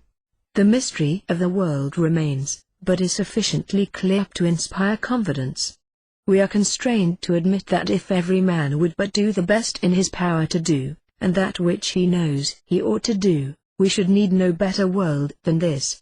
Man, surrounded by necessity, is free, not in a dogged determination of isolated will, because, though inevitably complying with nature's laws, he is able, proportionately to his knowledge, to modify, in regard to himself, the conditions of their action, and so to preserve an average uniformity between their forces and his own. Such are some of the conflicting opinions of antiquity, and we have to some extent presented to you a picture of the ancient thought. Faithful, as far as it goes, it exhibits to us man's intellect ever struggling to pass beyond the narrow bounds of the circle in which its limited powers and its short vision confine it, and ever we find it traveling round the circle, like one lost in a wood, to meet the same unavoidable and insoluble difficulties. Science with her many instruments, astronomy, particularly, with her telescope, physics with the microscope, and chemistry with its analyses and combinations, have greatly enlarged our ideas of the deity, by discovering to us the vast extent of the universe in both directions, its star systems and its invisible swarms of minutest animal life, by acquainting us with the new and wonderful force or substance we call electricity, apparently a link between matter and spirit, and still the deity only becomes more incomprehensible to us than ever, and we find that in our speculations we but reproduce over and over again the ancient thought. Where, then, amid all these conflicting opinions, is the true word of a Mason? My brother, most of the questions which have thus tortured men's minds, it is not within the reach and grasp of the human intellect to understand. But without understanding, as we have explained to you heretofore, we may and must believe. The true word of a Mason is to be found in the concealed and profound meaning of the ineffable name of deity, communicated by God to Moses, and which meaning was long lost by the very precautions taken to conceal it. The true pronunciation of that was in truth a secret, in which, however, was involved the far more profound secret of its meaning. In that meaning is included all the truth that can be known by us, in regard to the nature of God. Long known as Al-Shaddai, Elohim, and Adonai, as the chief commander of the heavenly armies, as the aggregate of the forces, Elohim, of nature, as the mighty, the victorious, the rival of Baal and Osiris, as the soul of nature, nature itself, a God that was but man personified, a God with human passions, the God of the heathen with but a mere change of name. He assumes, in his communications to Moses, the name and says to him, I am what I am. Let us examine the esoteric or inner meaning of this ineffable name. He is the imperfect tense of the verb to be, of which I is the present, he being the personal pronoun I fixed the first person, by apocalypse, and he the third.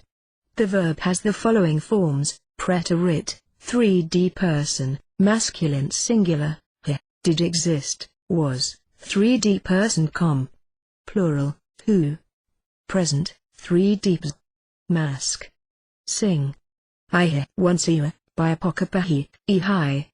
Infinitive, who. Imperative, 2D mask sing. Fem. Hugh I. Participle, mask. Sing. Ha, ings, existing. Existence. The verb is never used, as the mere logical copular or connecting word, is, was, etc. is used with the Greeks, Latins, and ourselves. It always implies existence, actuality. The present form also includes the future sense. Shall or may be or exist. And Aldaic forms of the imperfect tense of the verb, are the same as the Hebrew and mean was, existed, became. Now are and higher are the personal pronoun, masculine and feminine, he, she. Thus in general live. 20 we have the phrase, he was, and in lev. Zksai. 9, Athabahah, her father. This feminine pronoun, however, is often written and occurs only 11 times in the Pentateuch. Sometimes the feminine form means it, but that pronoun is generally in the masculine form. When either yod, vav, he, or aleph terminates a word, and has no vowel either immediately preceding or following it, it is often rejected, as in gi, for gia, a valley. So huahaya, he she, could properly be written huhai, or by transposition of the letters, common with the Talmudists, which is the tetragrammaton or ineffable name. In general 27, it is said, so the Alim created man in his image, in the image of Alim created he him, male and female created he them. Sometimes the word was thus expressed, triangularly, and we learn that this designation of the ineffable name was, among the Hebrews, a symbol of creation. The mysterious union of God with his creatures was in the letter, which they considered to be the agent of almighty power, and to enable the possessor of the name to work miracles. The personal pronoun he, is often used by itself, to express the deity. Lee says that in such cases, or Alim, or some other name of God, is understood, but there is no necessity for that. It means in such cases the male, generative, or creative principle or power. It was a common practice with the Talmudists to conceal secret meanings and sounds of words by transposing the letters. The reversal of the letters of words was, indeed, anciently common everywhere. Thus from Neither, the name of an Egyptian goddess, the Greeks, writing backward, formed Athn, the name of Minerva. In Arabic we have Nahid, a name of the planet Venus, which, reversed, gives Dih, Greek, in Persian, Nihad, nature, which Sir William Jones writes also Nahid. Strabo informs us that the Armenian name of Venus was Anatus. She, heaven, in Chinese, reversed, isn't, or Neith, worshipped at Say in Egypt. Reverse Neither, drop the I, and add Ni, and we, as before said, Athn. Mitra was the name of Venus among the ancient Persians. Herodotus, who tells us this, also informs us that her name, among the Scythians, was Artimpasa. Artem is Mitra, reversed. So, by reversing it, the Greeks formed Artemis, Diana. One of the meanings of Rama, in Sanskrit, is Kama, the deity of love. Reverse this, and we have Amar, and by changing A into O, amor, the Latin word for love. Probably, as the verb is amare, the oldest reading was amar and not amor. So Dipaka, in Sanskrit, one of the meanings whereof is love, is often written Dipak. Reverse this, and we have, adding O, the Latin word Cupido. In Arabic, the radical letters RHM, pronounced Ram, signify the trunk, compassion, mercy. This reversed, we have MHR, in Persic, love, and the Sunday in Hebrew we have Lab, the heart, and Injald, Bal, the heart, the radical letters of both being B and L. The Persic word for head is Sar. Reversed, this becomes Ras in Arabic and Hebrew, Rush Injald, Rashi in Samaritan, and Raz in Ethiopic, all meaning head, chief, etc. In Arabic we have Kid, in the sense of rule, regulation, article of agreement, obligation, which, reversed, becomes, adding E, the Greek dike justice. In Coptic we have Khm, a crown. Reversed, we have in Hebrew, Moloch or Malik, a king, or he who wears a crown.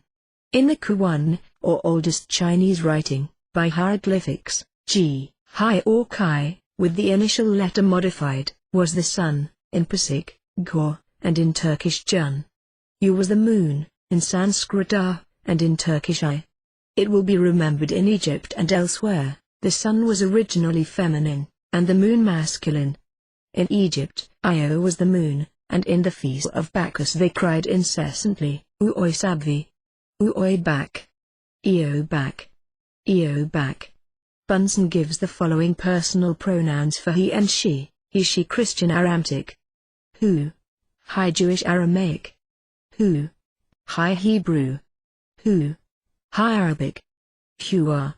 Higher. Thus the ineffable name not only embodies the great philosophical idea, that the deity is the ins, the tuon, the absolute existence, that of which the essence is to exist, the only substance of Spinoza, the being, that never could not have existed, as contradistinguished from that which only becomes, not nature or the soul of nature, but that which created nature, but also the idea of the male and female principles, in its highest and most profound sense, to wit, that God originally comprehended in himself all that is, that matter was not coexistent with him, or independent of him, that he did not merely fashion a shape of pre-existing chaos into a universe, but that his thought manifested itself outwardly in that universe, which so became, and before was not, except as comprehended in him, that the generative power or spirit, and productive matter, ever among the ancients deemed the female,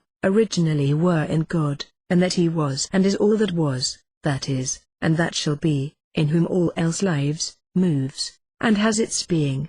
This was the great mystery of the ineffable name, and this true arrangement of its letters, and of course its true pronunciation and its meaning, soon became lost to all except select few to whom it was confided, it being concealed from common people, because the deity thus metaphysically named was not that personal and capricious, and as it were tangible God in whom they believed, and who alone was within the reach of their rude capacities. Diodorus says that the name given by Moses to God was Yak. Theodorus says that the Samaritans termed God Eab, but the Jews Yak. Philobiblius gives the form Eak, and Clemens of Alexandria Eaoi. Macrobius says that it was an admitted axiom among the heathen, that the triliteral Yak was the sacred name of the supreme God. And the Clarion oracle said, "Learn thou that Yak is the great God supreme, that ruleth over all." The letter I signified unity. A and Q are the first and last letters of the Greek alphabet. Hence the frequent expression, "I am the first, and I am the last, and besides me there is no other God." I am A and Q, the first and the last. I am A and Q, the beginning and the ending, which is, and was, and is to come, the omnipotent. For in this we see shadowed forth the same great truth, that God is all in all, the cause and the effect, the beginning, or impulse, or generative power, and the ending, or result, or that which is produced, that He is in reality all that is, all that ever was, and all that ever will be, in this sense, that nothing besides Himself has existed eternally, and co-eternally with Him, independent of Him, and self-existent, or self-originated. And thus the meaning of the expression, Elohim, a plural noun, used, in the account of the creation with which Genesis commences, with a singular verb, and of the name or title Elohim, used for the first time in the 4th verse of the 3rd chapter of the same book, becomes clear. The Elohim is the aggregate unity of the manifested creative forces or powers of deity, His emanations, and Elohim is the absolute existence, or essence of these powers and forces, of which they are active manifestations and emanations. This was the profound truth hidden in the ancient allegory and covered from the general view with a double veil. This was the esoteric meaning of the generation and production of the Indian, Chaldean, and Phoenician cosmogonies, and the active and passive powers, of the male and female principles, of heaven and its luminaries generating, and the earth producing, all hiding from vulgar view, as above its comprehension, the doctrine that matter is not eternal, but that God was the only original existence, the Absolute, from whom everything has proceeded, and to whom all returns, and that all moral law springs not from the relation of things, but from His wisdom and essential justice, as the omnipotent legislator. And this true word is with entire accuracy said to have been lost, because its meaning was lost even among the Hebrews, although we still find the name, its real meaning unsuspected, in the Hu of the Druids and the Fohai of the Chinese. When we conceive of the absolute truth, beauty, or good, cannot stop short at the abstraction of either. We are forced to refer each to some living and substantial being, in which they have their foundations, some being that is the first and last principle of each. Moral truth, like every other universal and necessary truth, cannot remain a mere abstraction. Abstractions are unrealities. In ourselves, moral truth is merely conceived of. There must be somewhere a being that not only conceives of, but constitutes it. It has this characteristic, that it is not only, to the eyes of our intelligence, an universal and necessary truth, but one obligatory on our will. It is a law. We do not establish that law ourselves. It is imposed on us despite ourselves. Its principle must be without us. It supposes a legislator. He cannot be the being to whom the law applies, but must be one that possesses in the highest degree all the characteristics of moral truth.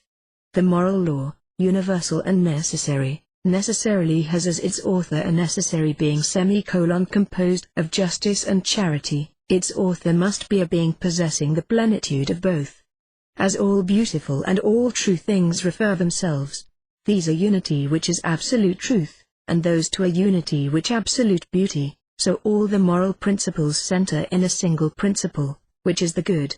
Thus we arrive at the conception of the good in itself, the absolute good, superior to all particular duties, and determinate in those duties. This absolute good must necessarily be an attribute of the absolute being.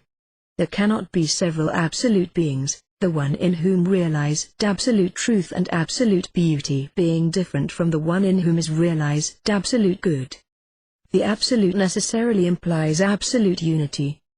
The true, the beautiful, and good are not three distinct essences, but they are one and same essence. Considered in its fundamental attributes, the different phases which, in our eyes, the absolute and infinite perfection assumes.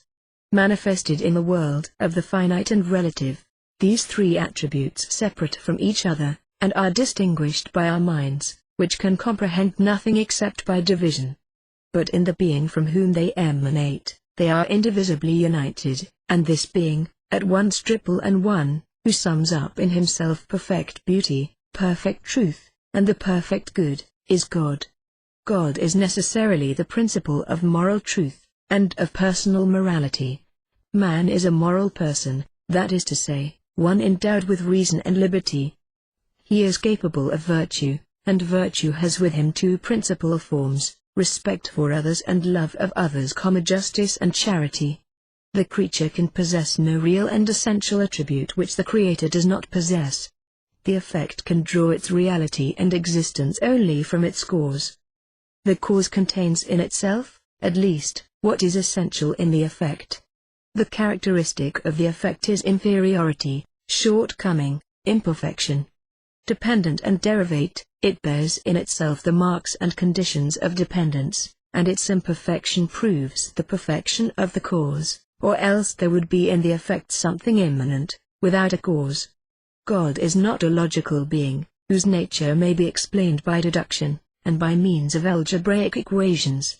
When, setting out with the primary attribute, the attributes of God are deduced one from the other, after the manner of the geometricians and scholastics, we have nothing but abstractions. We must emerge from this empty dialectic, to arrive at a true and living God. The first notion which we have of God, that of an infinite being, is not given us a priori, independently of all experience. It is our consciousness of ourself, as at once a being and a limited being, that immediately raises us to the conception of a being, the principle of our being, and himself without limits.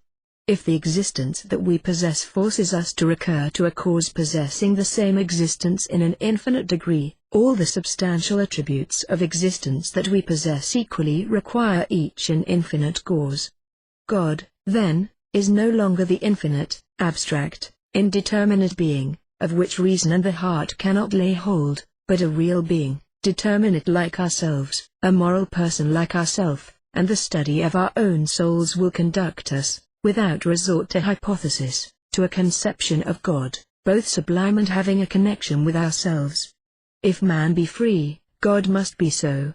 It would be strange if, while the creature has that marvelous power of disposing of himself, of choosing and willing freely, the being that has made him should he subject to a necessary development, the cause of which, though in himself, is a sort of abstract, mechanical, or metaphysical power, inferior to the personal, voluntary cause which we are, and of which we have the clearest consciousness. God is free because we are, but he is not free as we are. He is at once everything that we are, and nothing that we are. He possesses the same attributes as we, but extended to infinity. He possesses, then, an infinite liberty, united to an infinite intelligence, and as his intelligence is infallible, exempt from the uncertainty of deliberation, and perceiving at a glance where the good is, so his liberty accomplishes it spontaneously and without effort. As we assign to God that liberty which is the basis of our existence, so also we transfer to his character, from our own, justice and charity. In man they are virtues, in God, his attributes. What is in us the laborious conquest of liberty, is in him his very nature. The idea of the right, and the respect paid to the right, are signs of the dignity of our existence. If respect of rights is the very essence of justice, the perfect being must know and respect the rights of the lowest of his creatures, for he assigned them those rights. In God resides a sovereign justice, that renders to everyone what is due him, not according to deceitful appearances, but according to the truth of things. And if man, a limited being, has the power to go out of himself, to forget his own person, to love another like himself, and devote himself to his happiness, dignity, and perfection, the perfect being must have, in an infinite degree, that disinterested tenderness, that charity, the supreme virtue of the human person. There is in God an infinite tenderness for his creatures, manifested in his giving us existence, which he might have withheld, and every day it appears in innumerable marks of his divine providence.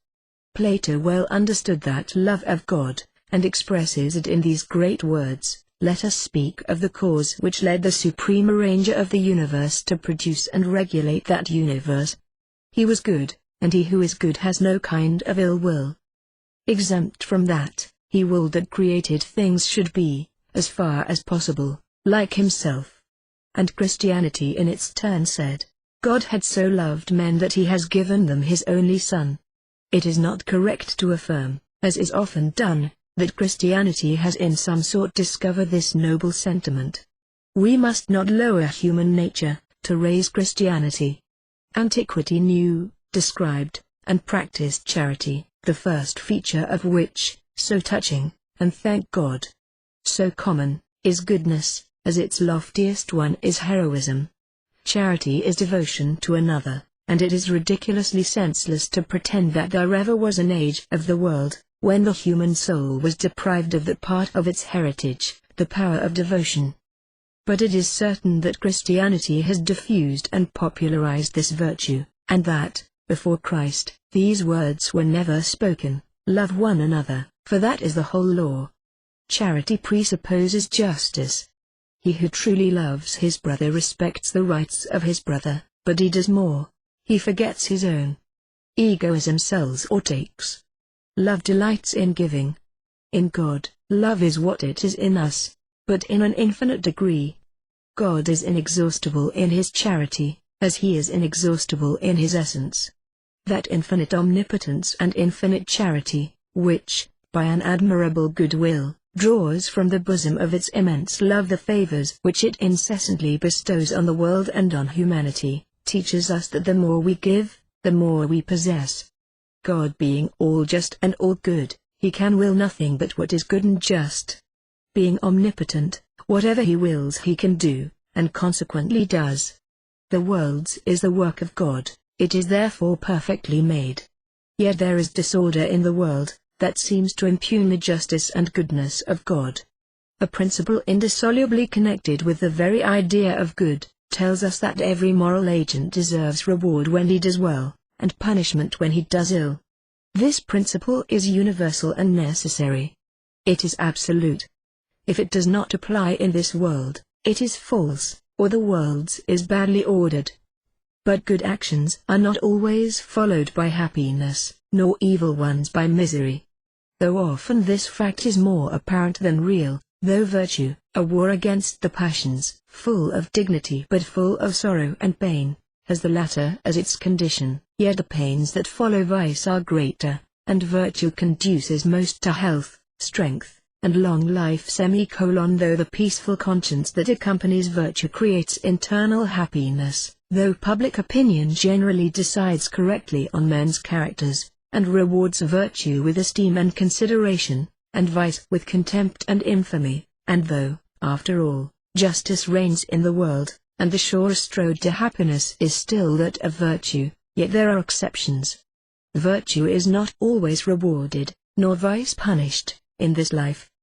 The data of this problem are these: first, the principle of merit and demerit within us is absolute. Every good action ought to rewarded, every bad one punished. 2d.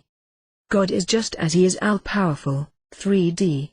There are in this world particular cases, contradicting the necessary and universal law of merit and demerit. What is the result?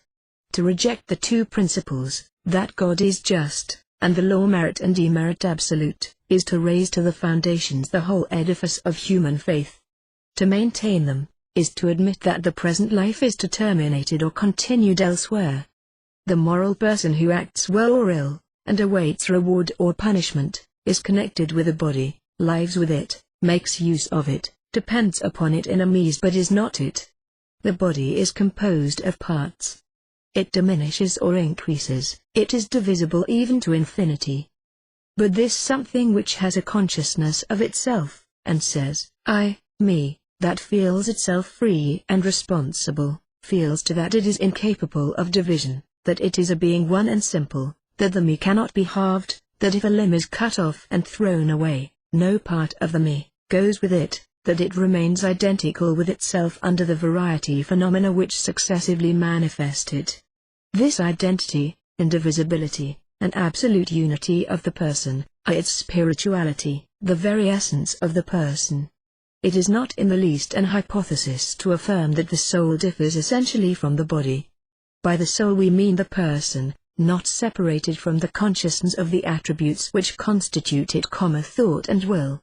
The existence without consciousness is an abstract being, and not a person. It is the person that is identical, one, simple. Its attributes, developing it, do not divide it. Indivisible, it is indissoluble, and may be immortal.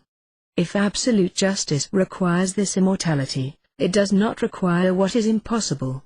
The spirituality of the soul is the condition and necessary foundation of immortality, the law of merit and demerit the direct demonstration of it. The first is the metaphysical, the second the moral proof. Add to these the tendency of all the powers of the soul toward the infinite, and the principle of final causes, and the proof of the immortality of the soul is complete. God, therefore, in the Masonic Creed, is infinite truth, infinite beauty, infinite goodness. He is the Holy of Holies, as author of the moral law, as the principle of liberty, of justice, and of charity, dispenser of reward and punishment. Such a God is not an abstract God, but an intelligent and free person, who has made us in his image, from whom we receive the law that presides over our destiny, and whose judgment we await. It is his love that inspires us in our acts of charity, it is his justice that governs our justice, and that of society and the laws. We continually remind ourselves that he is infinite, because otherwise we should degrade his nature, but he would be for us as if he were not, if his infinite nature had not forms inherent in ourselves, the forms of our own reason and soul. When we love truth, justice, and nobility of soul, we should know that it is God we love underneath these special forms, and should unite them all into one great act of total piety.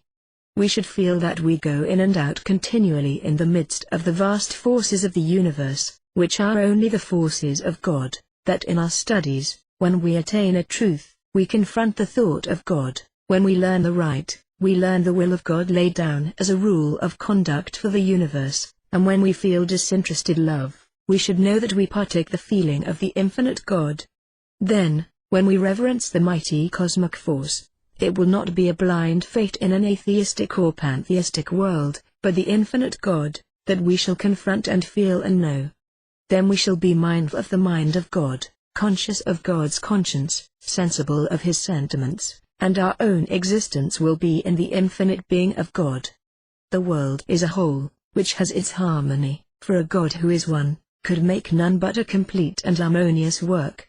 The harmony of the universe responds to the unity of God, as the indefinite quantity is the definite sign of the infinitude of God.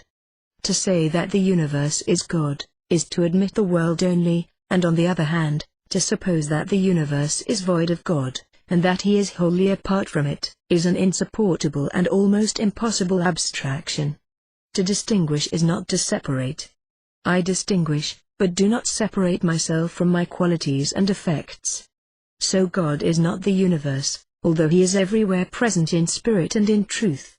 To us, as to Plato, absolute truth is in God. It is God himself under one of his phases. In God, as their original, are the immutable principles of reality and cognizance. In him things receive at once their existence and their intelligibility. It is by participating in the divine reason that our own reason possesses something of the absolute.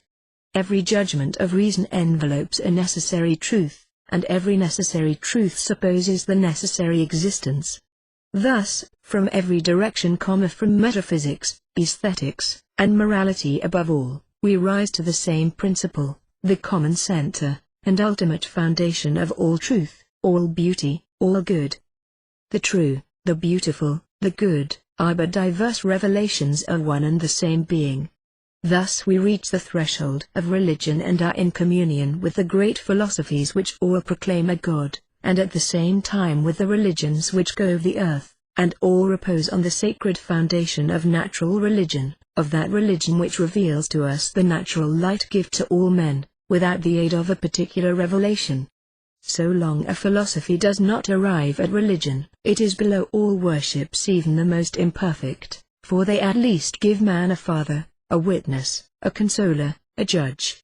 By religion, philosophy connects itself with humanity, which, from one end of the world to the other, aspires to God, believes in God, hopes in God. Philosophy contains in itself the common basis of all religious beliefs. It, as it were, borrows from them their principle, and returns it to them surrounded with light, elevated above uncertainty, secure against all attack.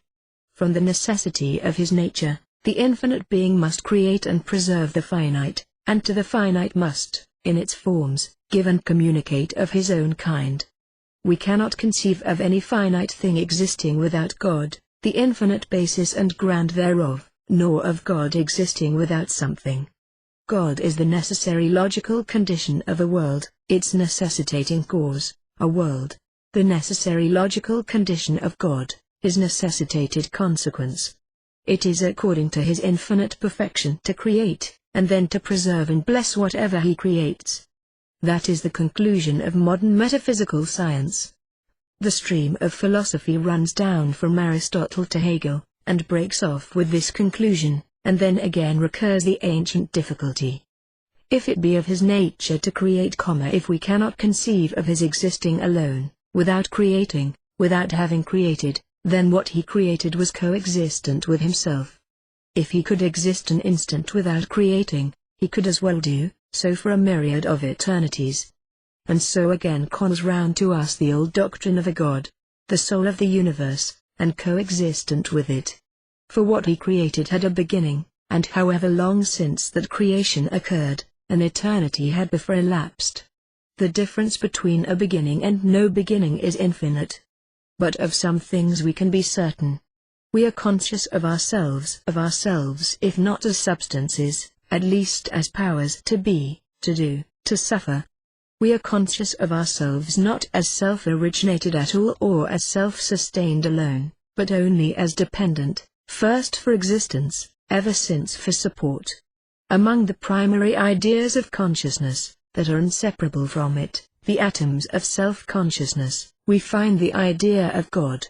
Carefully examined by the scrutinizing intellect, it is the idea of God as infinite, perfectly powerful, wise, just, loving, holy, absolute being with no limitation. This made us, made all, sustains us, sustains all, made our body, not by a single act, but by a series of acts extending over a vast succession of years. For man's body is the resultant of all created things. Made our spirit, our mind, conscience, affections, soul, will, appointed for each its natural mode of action, set each at its several aim. Thus self-consciousness leads us to consciousness of God, and at last to consciousness of an infinite God. That is the highest evidence of our own existence, and it is the highest evidence of his. If there is a God at all, he must be omnipresent in space. Beyond the last stars he must be, as he is here. There can be no mote that peoples the sunbeams, no little cell of life that the microscope discovers in the seed sporule of a moss, but he is there. He must also be omnipresent in time. There was no second of time before the stars began to burn, but God was in that second. In the most distant nebulous spot in Orion's belt, and in every one of the millions that people a square inch of limestone, God is alike present. He is in the smallest imaginable or even unimaginable portion of time, and in every second of its most vast and unimaginable volume, his here conterminous with the all of space, his now evil with the all of time. Through all this space, in all this time, his being extends, spreads undivided, operates unspent, God in all his infinity, perfectly powerful, wise, just, loving, and holy. His being is an infinite activity, a creating, and so a giving of himself to the world. The world's being is a becoming, a being created and continued. It is so now, and was so, incalculable and unimaginable millions of ages ago. All this is philosophy, the unavoidable conclusion of the human mind. It is not the opinion of Coleridge and Kant, but their science, not what they guess, but what they know. In virtue of this indwelling of God in matter, we say that the world is a revelation of Him, its existence a show of His. He is in His work. The manifold action of the universe is only His mode of operation, and all material things are in communion with Him. All grow and move and live in Him, and by means of Him, and only so. Let Him withdraw from the space occupied by anything, and it ceases to be. Let Him withdraw any quality of His nature from anything, and it ceases to be. All must partake of Him, He dwelling in each, and yet transcending all. The failure of fanciful religion to become philosophy does not preclude philosophy from coinciding with true religion. Philosophy, or rather its object, the divine order of the universe, is the intellectual guide which the religious sentiment needs. While exploring the real relations of the finite, it obtains a constantly improving and self-correcting a measure of the perfect law of the gospel of love and liberty, and a means of carrying into effect the spiritualism of revealed religion. It establishes law, by ascertaining its terms. It guides the spirit to see its way to the amelioration of life and the increase of happiness. While religion was stationary, science could not walk alone. When both are admitted to be progressive, their interests and aims become identified. Aristotle began to show how religion may be founded on an intellectual basis, but the basis he laid was too narrow. Bacon, by giving to philosophy a definite aim and method, gave it at the same time a safer and self-enlarging basis. Our position is that of intellectual beings surrounded by limitations, and the latter being constant, have to intelligence the practical value of laws, in whose investigation and application consists that seemingly endless career of intellectual and moral progress which the sentiment of religion inspires and ennobles.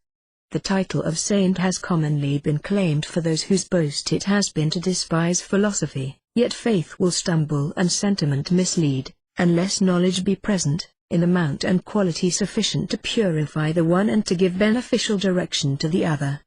Science consists of those matured inferences from experience which all other experience confirms. It is no fixed system period to revision, but that progressive mediation between ignorance and wisdom in part conceived by Plato, whose immediate object is happiness, and its impulse the highest kind of love. Science realizes and unites all that was truly valuable in both the old schemes of mediation, the heroic, or system of action and effort, and the mystical theory of spiritual, contemplative communion. Listen to me, says Galen, as to the voice of the Eleazinian in Hierophant, and believe that the study of nature is a mystery no less important than theirs, nor less adapted to display the wisdom and power of the great Creator.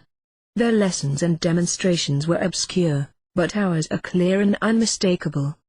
To science we owe it that no man is any longer entitled to consider himself the central point around which the whole universe of life and the motion revolves, the immensely important individual or whose convenience and even luxurious ease and indulgence the whole universe was made. On one side it has shown us an infinite universe of stars and suns and worlds at incalculable distances from each other, in whose majestic and awful presence we sink and even our world sinks into insignificance, while, on the other side, the microscope has placed us in communication with new worlds of organized, living beings, gifted with senses, nerves, appetites, and instincts, in every tear and in every drop of putrid water. Thus science teaches us that we are but an infinitesimal portion of a great whole, that stretches out on every side of us, and above and below us, infinite in its complications, and which infinite wisdom alone can comprehend. Infinite wisdom has arranged the infinite succession of beings, involving the necessity of birth, decay, and death, and made the loftiest virtues possible by providing those conflicts, reverses, trials, and hardships, without which even their names could never have been invented. Knowledge is convertible into power, and axioms into rules of utility and duty. Modern science is social and communicative. It is moral as well as intellectual, powerful, yet pacific and disinterested, binding man to man as well as to the universe, filling up the details of obligation, and cherishing impulses of virtue, and, by affording clear proof of the consistency and identity of all interests, substituting cooperation for rivalry, liberality for jealousy, and tending far more powerfully than any other means to realize the spirit of religion, by healing those inveterate disorders which, traced to their real origin, will be found rooted in an ignorant assumption as to the penurious severity of Providence, and the consequent greed of selfish men to confine what seemed as if extorted from it to themselves, or to steal from each other rather than quietly to enjoy their own. We shall probably never reach those higher forms containing the true differences of things, involving the full discovery and correct expression of their very self-essence. We shall ever fall short of the most general and most simple nature, the ultimate or most comprehensive law. Our widest axioms explain many phenomena, but so too in a degree did the principles or elements of the old philosophers, and the cycles and epicycles of ancient astronomy. We cannot in any case of causation assign the whole of the conditions, nor though we may reproduce them in practice, can we mentally distinguish them all, without knowing the essences of the things including them, and we therefore must not unconsciously ascribe that absolute certainty to axioms, which the ancient religionists did to creeds, nor allow the mind, which ever strives to insulate itself and its acquisitions, to forget the nature of the process by which it substituted scientific for common notions, and so with one as with the other lay the basis of self-deception by a pedantic and superstitious employment of them.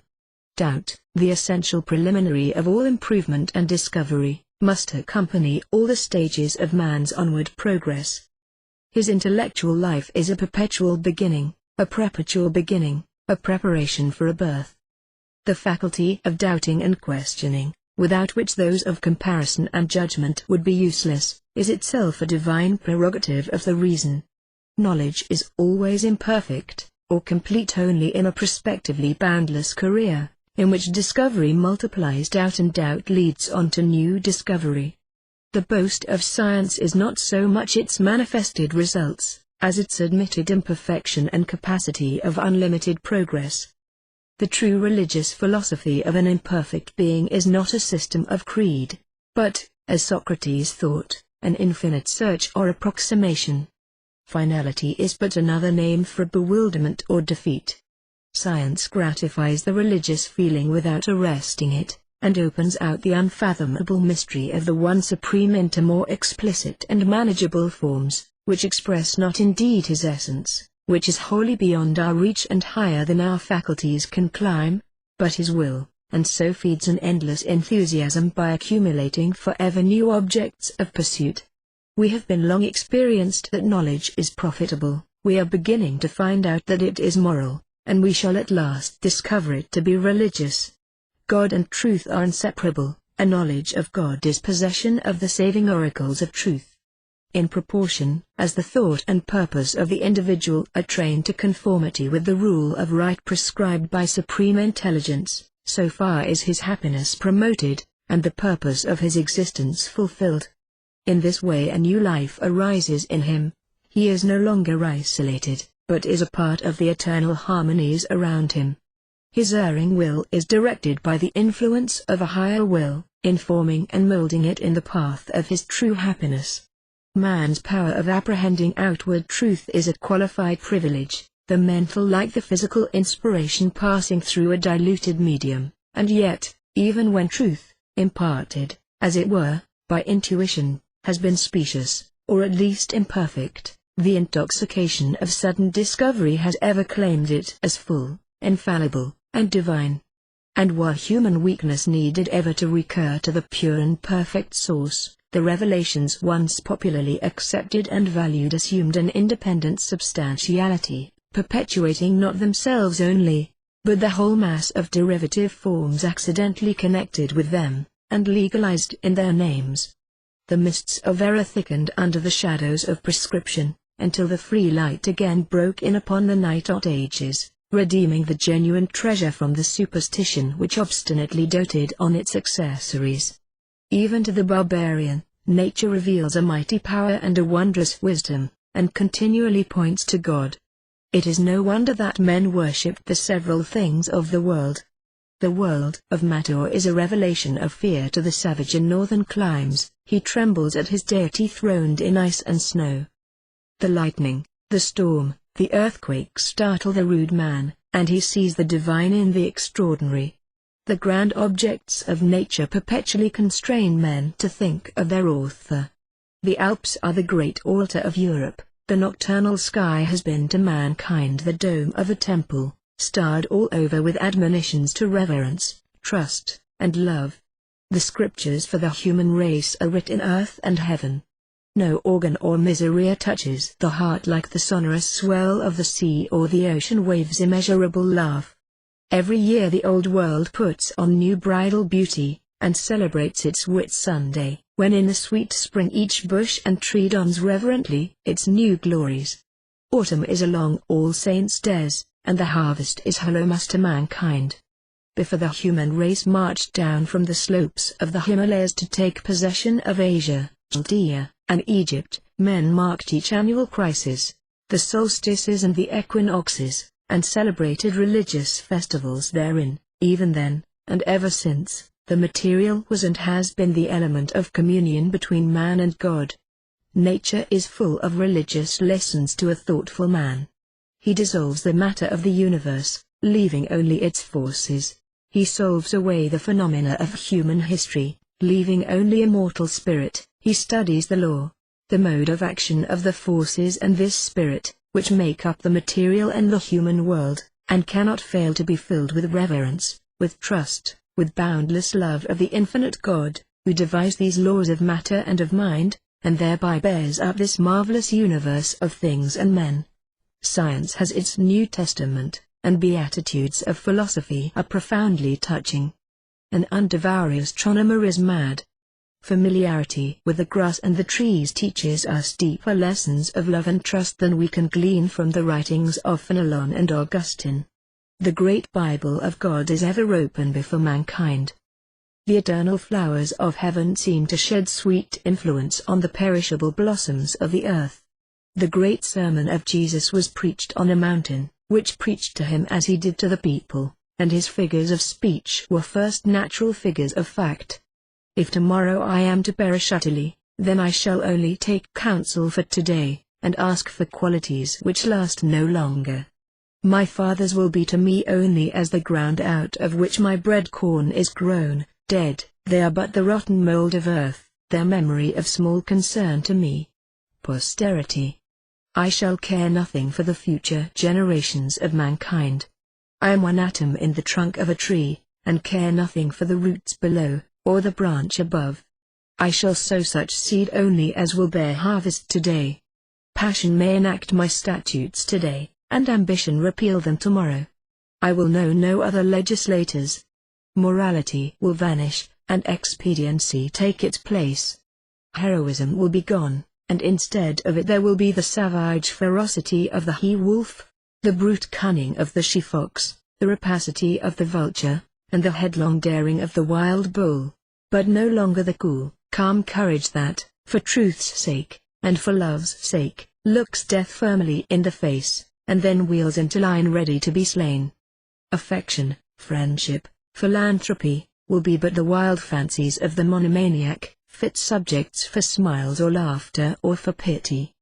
But knowing that we shall live forever, and that the infinite God loves all of us, we can look on all the evils of the world, and see that it is only the hour before sunrise, and that the light is coming, and so we also, even we, may light a little taper, to illuminate the darkness while it lasts, and help until the day spring come.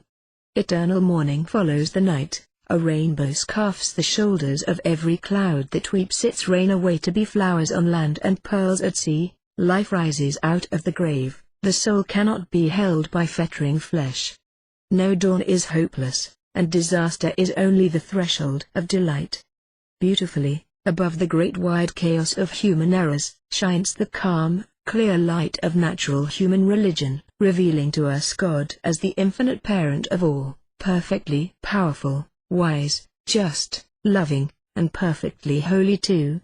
Beautiful around stretches off every way the universe, the great Bible of God.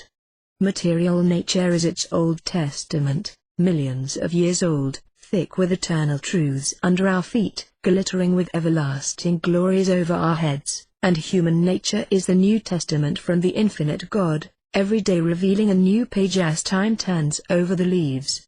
Immortality stands waiting to give a recompense for every virtue not rewarded, for every tear not wiped away, for every sorrow undeserved, for every prayer, for every pure intention and emotion of the heart.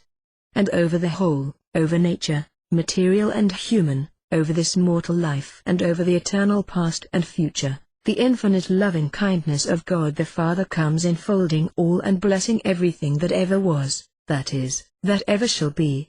Everything is a thought of the infinite God. Nature is his prose, and man his poetry. There is no chance, no fate, but God's great providence, enfolding the whole universe in its bosom, and feeding it with everlasting life. In times past there has been evil which we cannot understand, now there are evils which we cannot solve, nor make square with God's perfect goodness by any theory our feeble intellect enables us to frame. There are sufferings, follies, and sins for all mankind, for every nation, for every man and every woman. They were all foreseen by the infinite wisdom of God, all provided for by his infinite power and justice, and all are consistent with his infinite love. To believe otherwise would be to believe that he made the world, to amuse his idle hours with the follies and agonies of mankind, as Domitian was wont to do with the wrigglings and contortions of insect agonies. Then indeed we might despairingly unite in that horrible utterance of Heine, "Alas, God's satire weighs heavily on me." The great author of the universe, the Aristophanes of heaven, is bent on demonstrating, with crushing force, to me, the little, earthly, German Aristophanes, how my wittiest sarcasms are only pitiful attempts at jesting, in comparison with his, and how miserably I am beneath him, in humor, in colossal mockery. No, no. God is not thus amused with an prodigal of human suffering. The world's is neither a here without a hereafter, a body without a soul, a chaos with no God, nor a body blasted by a soul, a here with a worse hereafter, a world with a God that hates more than half the creatures he has made.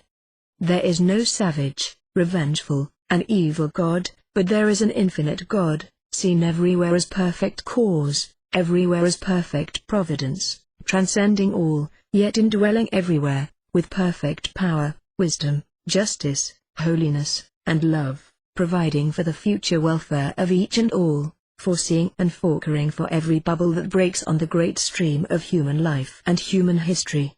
The end of man and the object of existence in this world, being not only happiness, but happiness in virtue and through virtue. Virtue in this world is the condition of happiness in another life, and the condition of virtue in this world is suffering, more or less frequent, briefer or longer continued, more or less intense. Take away suffering, and there is no longer any resignation or humanity, no more self-sacrifice, no more devotedness, no more heroic virtues, no more sublime morality. We are subjected to suffering, both because we are sensible, and because we ought to be virtuous. If there were no physical evil, there would be no possible virtue, and the world would be badly adapted to the destiny of man. The apparent disorders of the physical world, and the evils that result from them, are not disorders and evils that occur despite the power and goodness of God. God not only allows, but wills them. It is his will that there shall be in the physical world causes enough of pain for man, to afford him occasions for resignation and courage. Whatever is favorable to virtue, whatever gives the moral liberty more energy, whatever can serve the greater moral development of the human race, is good. Suffering is not the worst condition of man on earth. The worst condition is the moral brutalization which the absence of physical evil would engender. External or internal physical evil connects itself with the object of existence, which is to accomplish the moral law here below, whatever the consequences, with the firm hope that virtue unfortunate will not fail to be rewarded in another life. The moral law has its sanction and its reason in itself. It owes nothing to that law of merit and demerit that accompanies it, but is not its basis. But, though the principle of merit and demerit ought not to be the determining principle of virtuous action, it powerfully concurs with the moral law, because it offers virtue a legitimate ground of consolation and hope. Morality is the recognition of duty, as duty, and its accomplishment, whatever the consequences. Religion is the recognition of duty in its necessary harmony with goodness, a harmony that must have its realization in another life, through the justice and omnipotence of God.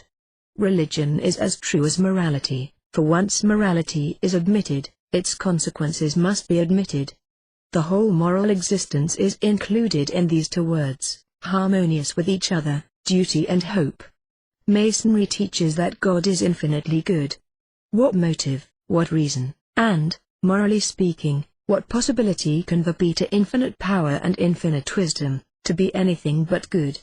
Our very sorrows, proclaiming the loss of objects inexpressibly dear to us, demonstrate His goodness. The being that made us intelligent cannot himself be without intelligence, and He who has made us so to love and to sorrow for what we love, must number love for the creatures He has made, among His infinite attributes.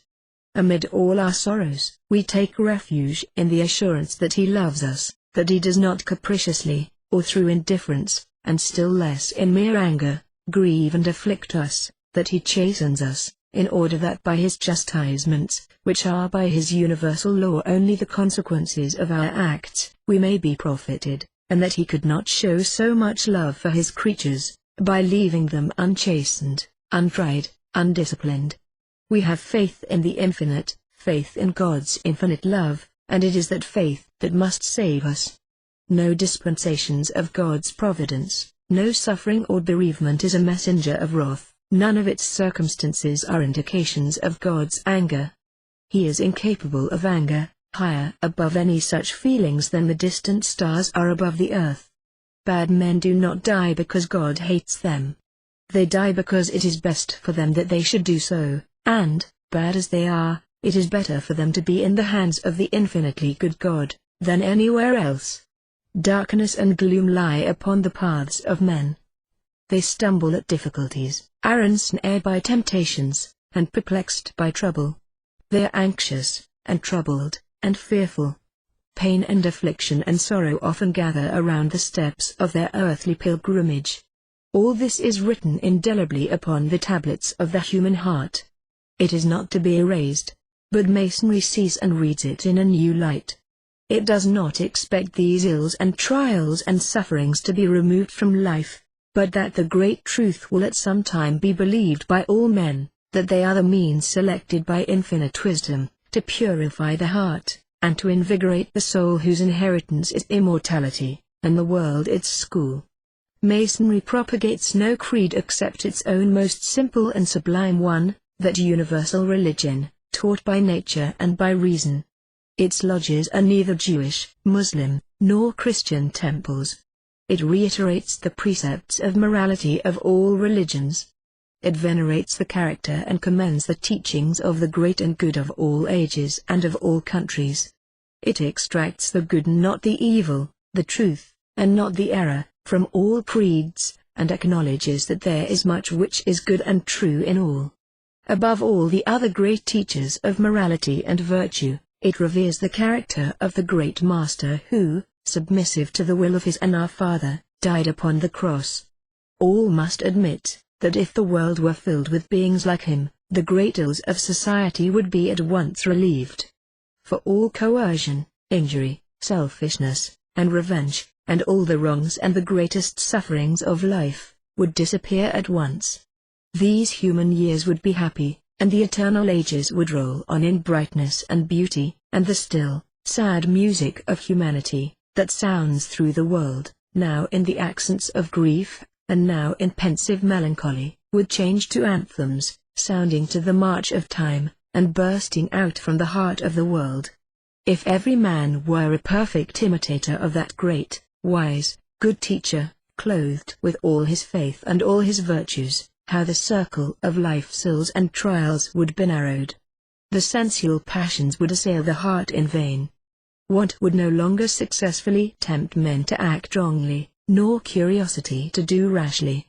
Ambition, spreading before men its kingdoms and its thrones, and offices and honors, would cause none to swerve from their great allegiance. Injury and insult would be shamed by forgiveness. Father, men would say, forgive them, for they know not what they do. None would seek to be enriched at another's loss or expense. Every man would feel that the whole human race were his brothers. All sorrow and pain and anguish would be soothed by a perfect faith and an entire trust in the infinite goodness of God. The world around us would be new, and the heavens above us, for here, and there, and everywhere, through all the ample glories and splendors of the universe, all men would recognize and feel the presence and the beneficent care of a loving Father. However the Mason may believe as to creeds, and churches, and miracles, and missions from heaven, he must admit that the life and character of him who taught in Galilee, and fragments of whose teachings have come down to us, are worthy of all imitation. That life is an undenied and undeniable gospel. Its teachings cannot be passed by and discarded. All must admit that it would be happiness to follow and perfection to imitate him. None ever felt for him a sincere emotion of contempt, nor in anger accused him of sophistry, nor saw immorality lurking in his doctrines, however they may judge of those who succeeded him, and claim to be his apostles. Divine or human, inspired or only a reforming Essene, it must be agreed that his teachings are far nobler, far purer, far less alloyed with error and imperfection, far less of the earthly, than those of Socrates, Plato, Seneca, or Mahomet, or any other of the great moralists and reformers of the world. If our aims went as completely as his beyond personal care and selfish gratification, if our thoughts and words and actions were as entirely employed upon the great work of benefiting our kind, the true work which we have been placed here to do, as his were, if our nature were as gentle and as tender as his, and if society, country, kindred, friendship, and home were as dear to us as they were to him, we should be at once relieved of more than half the difficulties and the diseased and painful affections of our lives.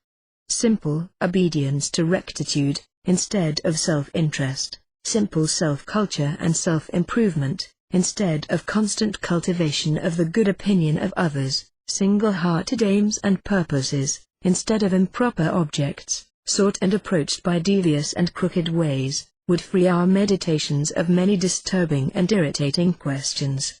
Not to renounce the nobler and better affections of our natures, nor happiness, nor our just dues of love and honor from men, not to vilify ourselves, nor to renounce our self-respect, nor a just and reasonable sense of our merits and deserts, nor our own righteousness of virtue, does Masonry require, nor would our imitation of him require, but to renounce our vices, our faults, our passions, our self-flattering delusions, to forego all outward advantages, which are to be gained only through a sacrifice of our inward integrity, or by anxious and petty contrivances and appliances, to choose and keep the better part, to secure that, and let the worst take care of itself, to keep a good conscience, and let opinion come and go as it will, to retain a lofty self-respect, and let low self-indulgence go, to keep inward happiness, and let outward advantages hold a subordinate place, to renounce our selfishness, and that eternal anxiety as to what we are to have, and what men think of us, and be content with the plenitude of God's great mercies, and so to be happy. For it is the inordinate devotion to self, and consideration of self, that is ever a stumbling block in the way, that spreads questions, snares, and difficulties around us, darkens the way of providence, and makes the world a far less happy one to us than it might be. As he taught, so Masonry teaches, affection to our kindred, tenderness to our friends, gentleness and forbearance toward our inferiors, pity for the suffering, forgiveness of our enemies, and to wear an affectionate nature and gentle disposition as the garment of our life, investing pain, and toil, and agony, and even death, with a serene and holy beauty. It does not teach us to wrap ourselves in the garments of reserve and pride, to care nothing for the world because it cares nothing for us, to withdraw our thoughts from society because it does us not justice, and see how patiently we can live within the confines of our own bosoms, or in quiet communion, through books, with the mighty dead. No man ever found peace or light in that way. Every relation, of hate, scorn, or neglect, to mankind, is full of vexation and torment. There is nothing to do with men but to love them, to admire their virtues, pity and bear with their faults, and forgive their injuries. To hate your adversary will not help you, to kill him will help you still less. Nothing within the compass of the universe will help you, but to pity, forgive, and love him. If we possessed his gentle and affectionate disposition, his love and compassion for all that err and all that offend, how many difficulties, both within and without us, would they relieve? How many depressed minds should we console? How many troubles in society should we compose? How many enmities soften? How many a knot of mystery and misunderstanding would be untied by a single word, spoken in simple and confiding truth? How many a rough path would be made smooth, and how many a crooked path be made straight? Very many places, now solitary, would be made glad, very many dark places be filled with light. Morality has its axioms, like the other sciences, and these axioms are, in all languages, justly termed moral truths. Moral truths, considered in themselves, are equally as certain as mathematical truths. Given the idea of a deposit, the idea of keeping it faithfully is attached to it as necessarily, as to the idea of a triangle is attached the idea that its three angles are equal to two right angles. You may violate a deposit, but in doing so, do not imagine that you change the nature of things, or make what is in itself a deposit become your own property. The two ideas exclude each other. You have but a false semblance of property, and all the efforts of the passions, all the sophisms of interest, will not overturn essential differences. Therefore it is that a moral truth is so imperious, because, like all truth, it is what it is, and shapes itself to please no caprice. Always the same, and always present, little as we may like it, it inexorably condemns, with a voice always heard, but not always regarded, the insensate and guilty will which thinks to prevent its existing, by denying, or rather by pretending to deny, its existence. The moral truths are distinguished from other truths by this singular characteristic: so soon as we perceive them, they appear to us as the rule of our conduct. If it is true that a deposit is made in order to be returned to its legitimate possessor, it must be returned. To the necessity of believing the truth, the necessity practicing it is added. The necessity of practicing the moral truths is obligation. The moral truths, necessary to the eye of reason, are obligatory on the will. The moral obligation, like the moral truth which is its basis, is absolute. As necessary truths are not more or less necessary, so obligation is not more or less obligatory. There are degrees of importance among different obligations, but there are no degrees in the obligation itself. One is not nearly obliged, almost obliged, but wholly so, or not at all. If there be any place of refuge against the obligation, it ceases to exist. If the obligation is absolute, it is immutable and universal. For if what is obligation today may not be so tomorrow, if what is obligatory for me may not be so for you, the obligation differing from itself, it would be relative and contingent. This fact of absolute, immutable, universal obligation is certain and manifest. The good is the foundation of obligation. If it be not, obligation has no foundation, and that is impossible. If one act ought to be done, and another ought not, it must be because evidently there is an essential difference between the two acts. If one be not good and the other bad, the obligation imposed on us is arbitrary. To make the good a consequence, of anything whatever, is to annihilate it. It is the first, or it is nothing. When we ask an honest man why, despite his urgent necessities, he has respected the sanctity of a deposit, he answers, because it was his duty. Asked why it was his duty, he answers, because it was right, was just, was good. Beyond that there is no answer to be made, but there is also no question to be asked. No one permits a duty to be imposed on him without giving himself a reason for it, but when it is admitted that the duty is commanded by justice, the mind is satisfied, for it has arrived at a principle beyond which there is nothing to seek, justice being its own principle.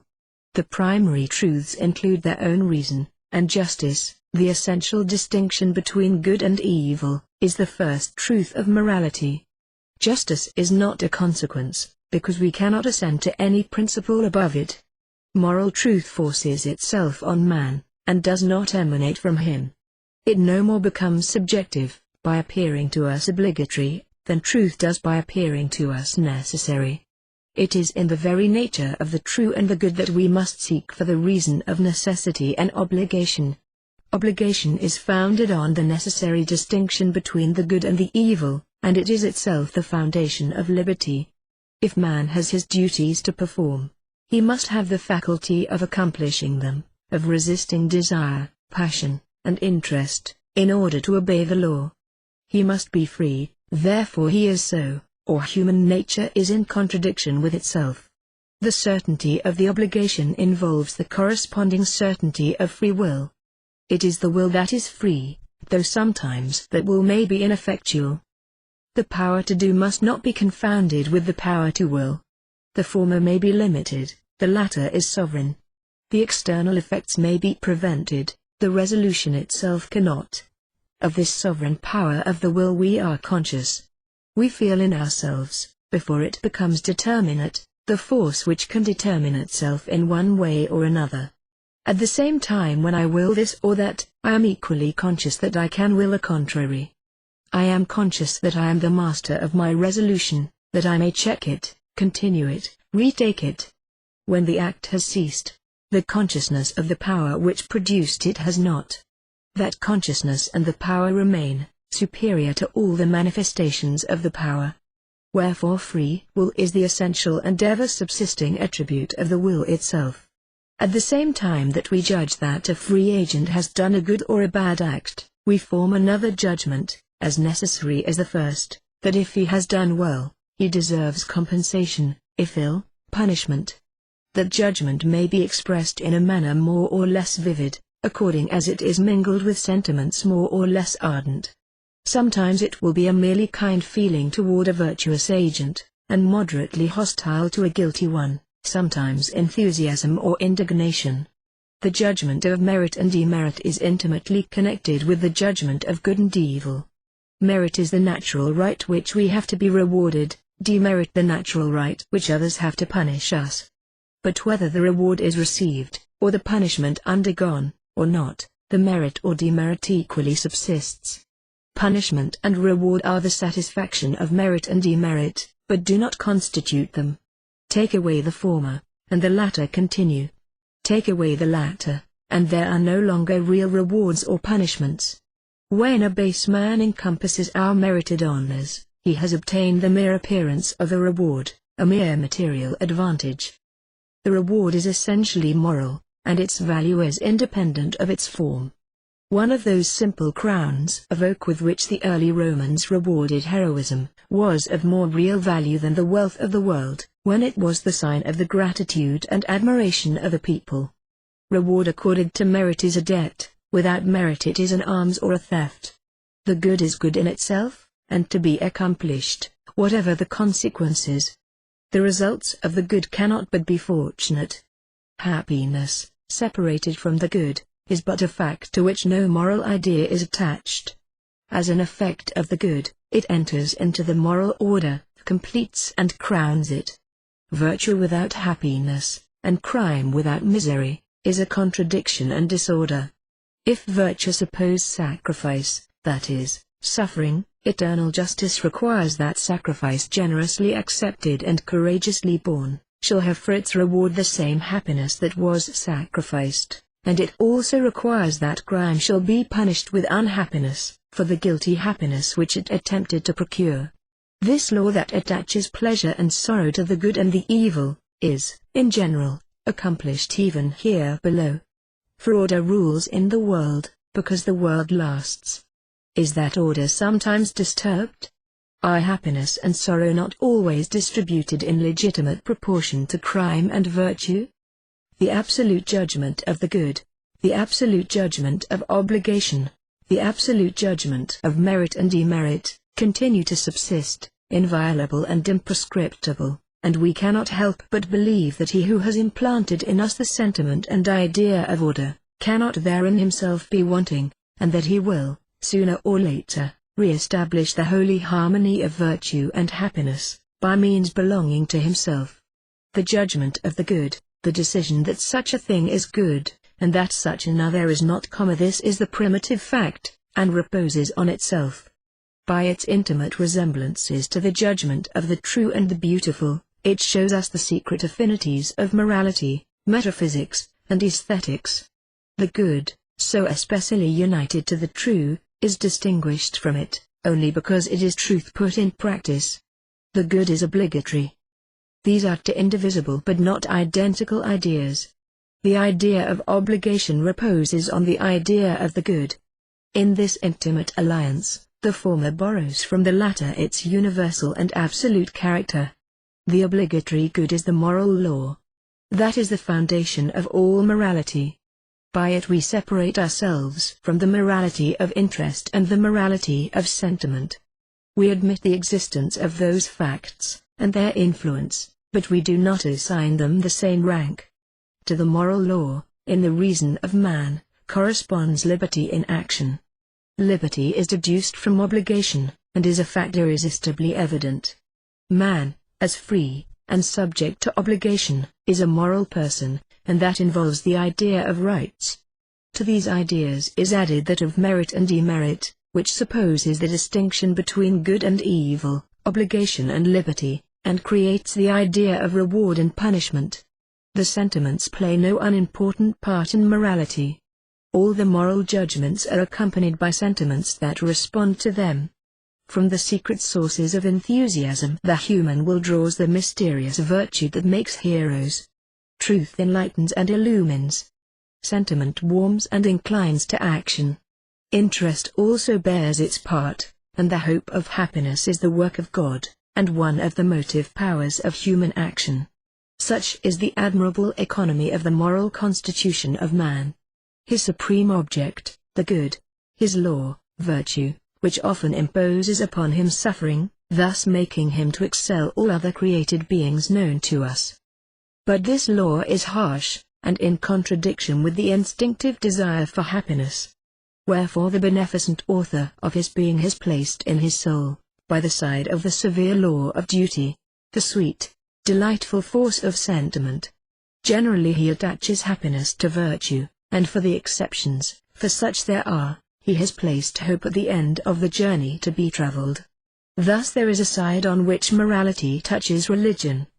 It is a sublime necessity of humanity to see in God the legislator supremely wise, the witness always present, the infallible judge of virtue.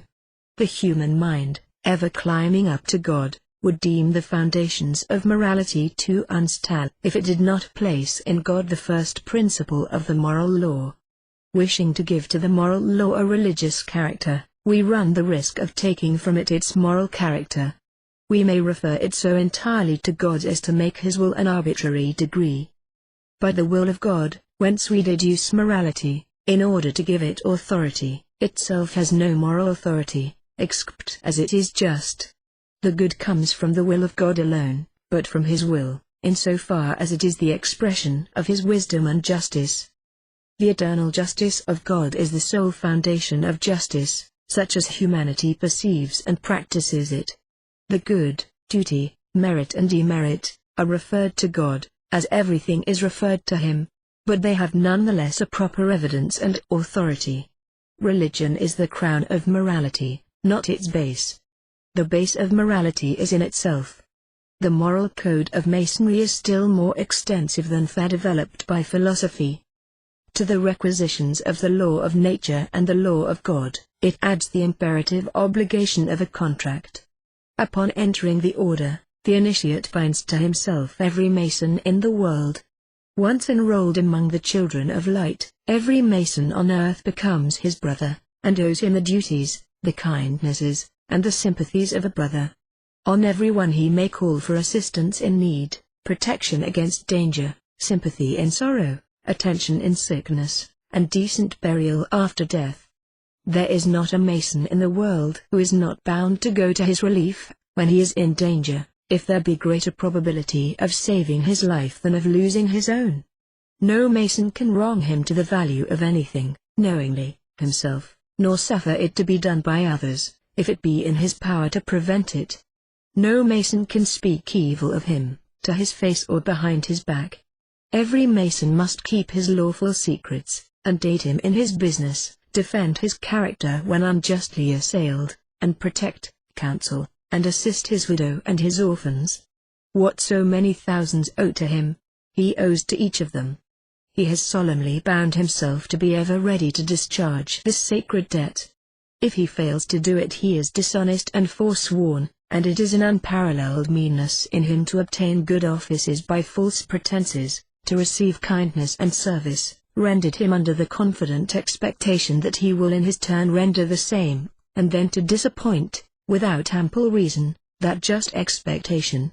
Masonry holds him also, by his solemn promise, to a purer life, a nobler generosity, a more perfect charity of opinion and action, to be tolerant, Catholic in his love for his race, ardent in his zeal for the interest of mankind, the advancement and progress of humanity.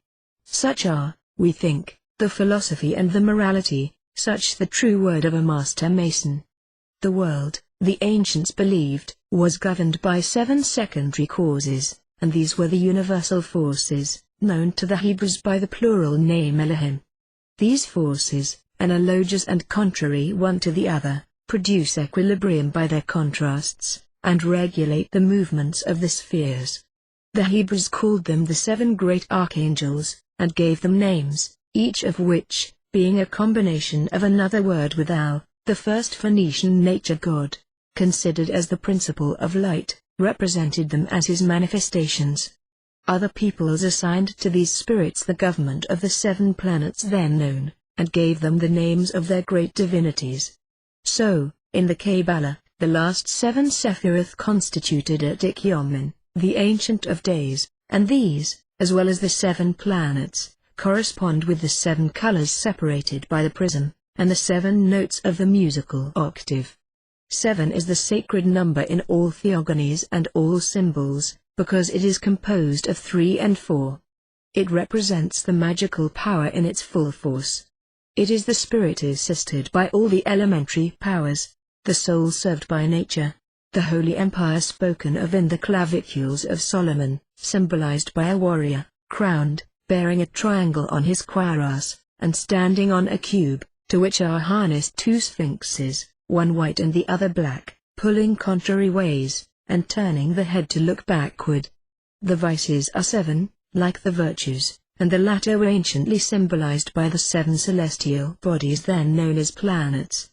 Faith, as the converse of arrogant confidence, was represented by the sun, hope, enemy of avarice; by the moon, charity, opposed to luxury; by Venus, force, stronger than rage; by Mars, prudence, the opposite of indolence; by Mercury, temperance, the antipodes of gluttony; by Saturn, and justice, the opposite of envy; by Jupiter. The Kabbalistic book of the Apocalypse is represented as closed with 7 seals. In it we find the 7 genii of the ancient mythologies, and the doctrine concealed under its emblems is the pure Kabbalah, already lost by the Pharisees at the advent of the Savior. The pictures that follow in this wondrous epic are so many particles, of which the numbers 3, 4, 7, and 12 are keys. The cherub, or symbolic bull, which Moses places at the gate of the Adamic world, holding a blazing sword, is a sphinx, with the body of a bull and a human head, the old Assyrian sphinx whereof the combat and victory of Mithras were the hieroglyph analysis. This armed sphinx represents the law of the mystery, which keeps watch at the door of initiation, to repulse the profane. It also represents the grand magical mystery, all the elements whereof the number 7 expresses, still without giving it last word.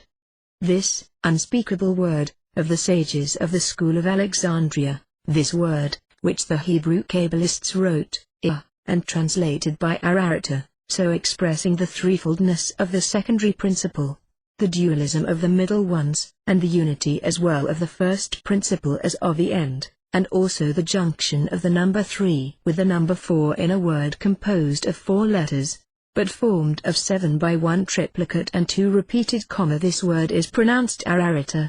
The vowels in the Greek language are also 7 in number, and were used to designate the 7 planets. Tzaddik was the supreme god in Phoenicia. His 7 sons were probably the 7 Kabiri, and he was the Heptactes, the god of 7 rays. Kronos, the Greek Saturn, Philomax Sancho Niathense, had 6 sons, and by Astarte 7 daughters, the Titanides.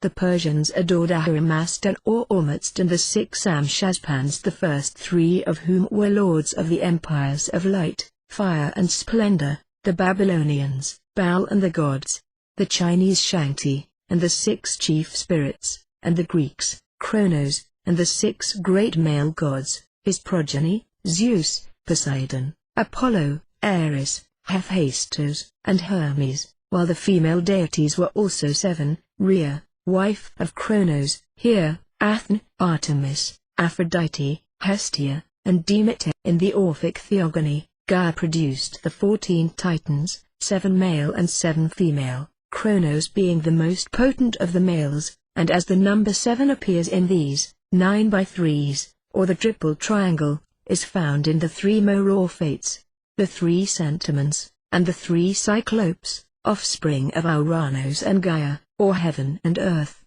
The metals, like the colors, were deemed to be 7 in number, and a metal and color were assigned to each planet. Of the metals, gold was assigned to the sun and silver to the moon. The palace of Dionysus in Ecbatana had 7 circular walls of different colors, the 2 innermost having their battlements covered respectively with silvering and gilding. And the 7 spheres of Borsippa were represented by the stories, each of a different color, of the tower or truncated pyramid of Bel at Babylon. Pharaoh saw in his dream, which Joseph interpreted, 7 ears of wheat on one stalk, full and good, and after them 7 ears, withered, thin, and blasted with the east wind, and the 7 thin ears devoured the 7 good ears, and Joseph interpreted these to mean 7 years of plenty succeeded by 7 years of famine. Connected with this, Ibn Hisham relates that a flood of rain laid bare to view a sepulchre in Yemen, in which lay a woman having on her neck 7 collars of pearls, and on her hands and feet bracelets and ankle rings and armlets, 7 on each, with an inscription on a tablet showing that, after attempting in vain to purchase grain of Joseph, she, Daja, daughter of Zushefa, and her people, died of famine. Here again the words of an adept, who had profoundly studied the mysteries of science, and wrote, as the ancient oracles spoke, in enigmas, but who knew that the theory of mechanical forces and of the materiality of the most potent agents of divinity, explains nothing, and ought to satisfy no one. Through the veil of all the hieratic and mystic allegories of the ancient dogmas, under the seal of all the sacred writings, in the ruins of Nineveh or Thebes, on the worn stones of the ancient temples, and on the blackened face of the Sphinx of Assyria or Egypt, in the monstrous or marvelous pictures which the sacred pages of the Vedas translate for the believers of India, in the strange emblems of our old books of alchemy, in the ceremonies of reception practiced by all the mysterious societies, we find the traces of a doctrine, everywhere the same, and everywhere carefully concealed.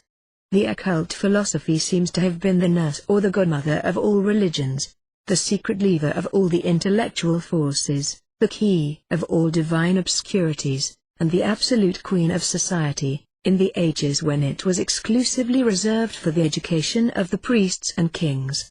It had reigned in Persia with the Magi, who perished one day as the masters of the world had perished, for having abused their power. It had endowed India with the most marvelous traditions, and an incredible luxury of poetry, grace, and terror in its emblems. It had civilized Greece by the sounds of the lyre of Orpheus. It hid the principles of all the sciences, and of the whole progression of the human spirit, in the audacious calculations of Pythagoras. Fable teemed with its miracles, and history, when it undertook to judge of this unknown power, confounded itself with fable. It shook or enfeebled empires by its oracles, made tyrants turn pale on their thrones, and ruled over all minds by means of curiosity or fear. To this science, said the crowd, nothing is impossible. It commands the elements, knows the language of the planets, and controls the movements of the stars. The moon, at its voice, falls, reeking with blood, from heaven. The dead rise upright on their graves, and shape into fatal words the wind that breathes through their skulls. Controller of love or hate, this science can at pleasure confer on human hearts paradise or hell. It disposes at will of all forms, and distributes beauty or deformity as it pleases. It changes in turn, with the rod of Circe, men into brutes and animals into men. It even disposes of life or of death, and can bestow on its adepts riches by the transmutation of metals, and immortality by its quintessence and elixir, compounded of gold and light.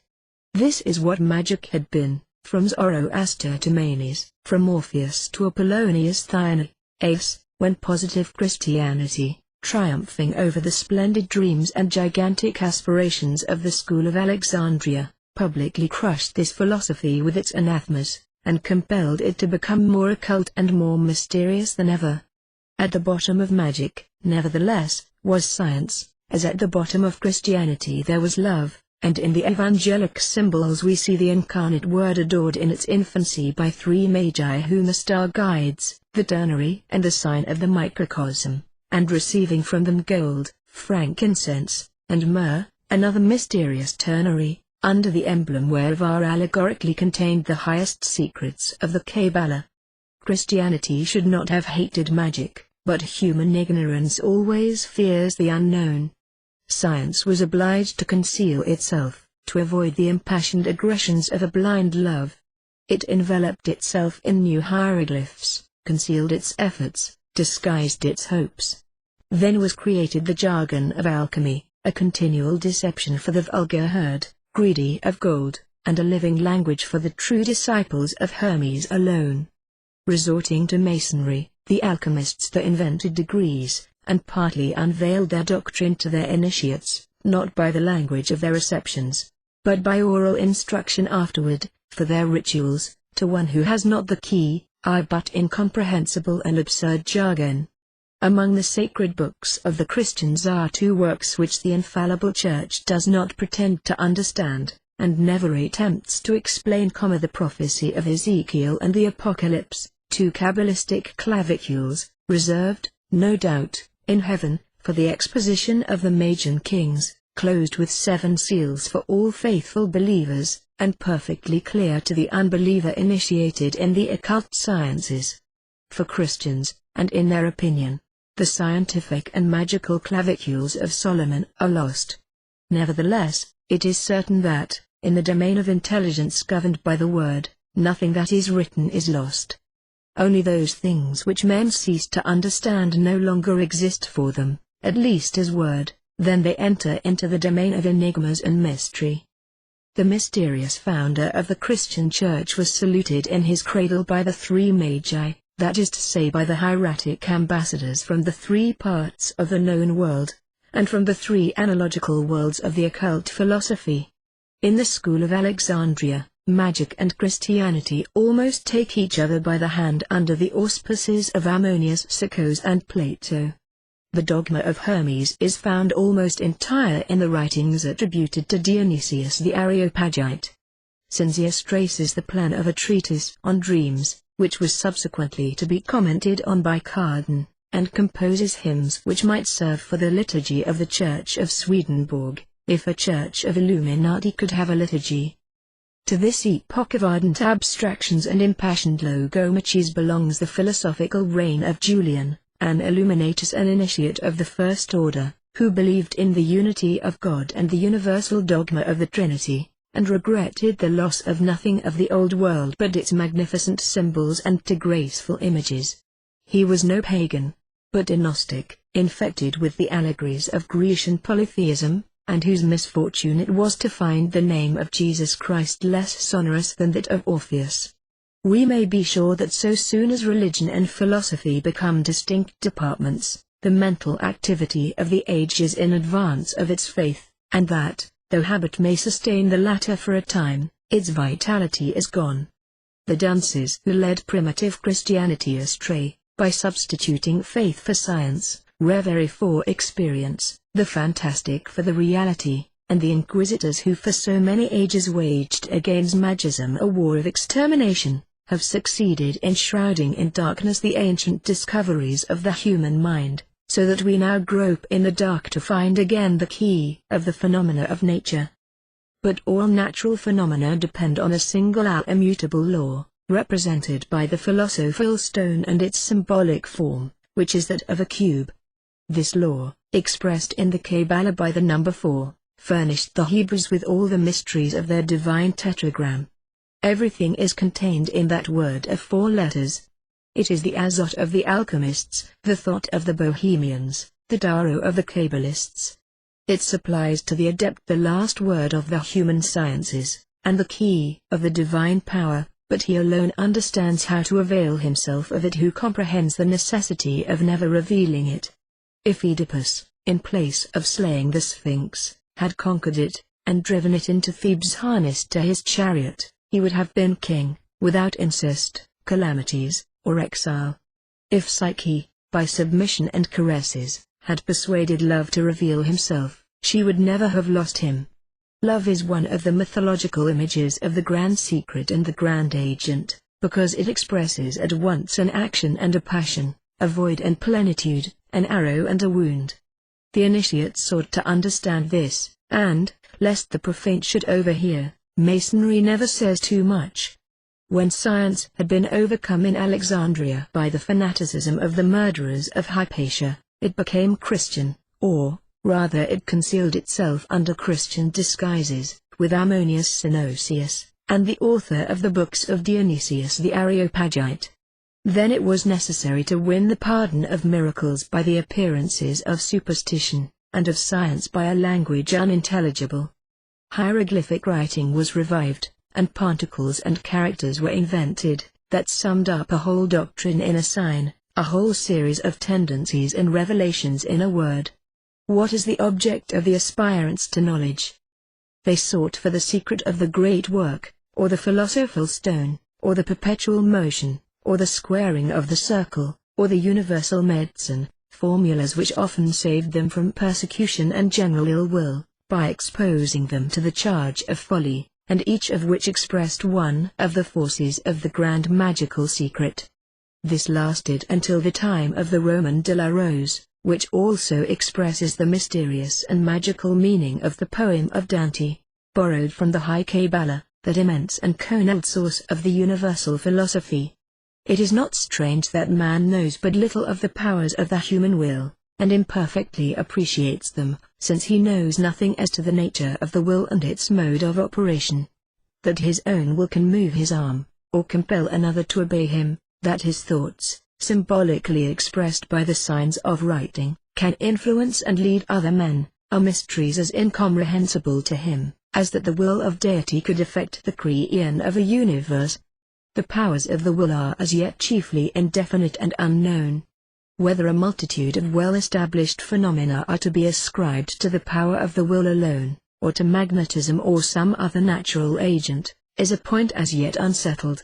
But it is agreed by all that a concentrated effort of the will is in every case necessary to success. That the phenomena are real is not to be doubted, unless credit is no longer to be given to human testimony, and if they are real, there is no reason for doubting the exercise heretofore, by many adepts, of the powers that were then termed magical. Nothing is better vouched for than the extraordinary performances of the Brahmins. No religion is supported by stronger testimony, nor has anyone ever even attempted to explain what may well be termed their miracles. How far, in this life, the mind and soul can act without and independently of the body, no one as yet knows. That the will can act at all without bodily contact, and the phenomena of dreams, are mysteries that confound the wisest and the most learned, whose explanations are but a babel of words. Man as yet knows little of the forces of nature. Surrounded, controlled, and governed by them, while he vainly thinks himself independent, not only of his race, but the universal nature and her infinite manifold forces, he is the slave of these forces, unless he becomes their master. He can neither ignore their existence nor be simply their neighbor. There is in nature one most potent force, by means whereof single man, who could possess himself of it, and should know how to direct it, could revolutionize and change the face of the world. This force was known to the ancients. It is a universal age whose supreme law is equilibrium, and whereby, if science can but learn how to control it, it will be possible to change the order of the seasons, to produce in night the phenomena of day, to send a thought in an instant round the world, to heal or slay at a distance, to give our words universal success, and make them reverberate everywhere. This agent, partially revealed by the blind guesses of the disciples of Mesmer, is precisely what the adepts of the Middle Ages called the elementary matter of the great work. The Gnostics held that it composed the igneous body of the Holy Spirit, it was adored in the secret rites of the Sabbat or the temple, under the hieroglyphic figure of Baphomet or the hermaphroditic goat of Mendes. There is a life principle of the world, a univocal agent, wherein are two natures and a double current, of love and wrath. This ambient fluid penetrates everything. It is a ray detached from the glory of the sun, and fixed by the weight of the atmosphere and the central attraction. It is the body of the Holy Spirit, the universal agent, the serpent devouring his own tail. With this electromagnetic ether, this vital and luminous caloric, the ancients and the alchemists were familiar. Of this agent, that phase of modern ignorance termed physical science talks incoherently, knowing naught of it save its effects, and theology might apply to it all its pretended definitions of spirit. Quiescent, it is appreciable by no human sense, disturbed or in movement, none can explain its mode of action, and to term it a fluid, and speak of its currents, is but to veil a profound ignorance under a cloud of words. Force attracts force. Life attracts life, health attracts health, is a law of nature. If two children live together, and still more if they sleep together, and one is feeble and the other strong, the strong will absorb the feeble, and the latter will perish. In schools, some pupils absorb the intellect of the others, and in every circle of men some one individual is soon found, who possesses himself of the wills of the others. Enthrallments by currents is very common, and one is carried away by the crowd, in morals as in physics. The human will has an almost absolute power in determining one's acts, and every external demonstration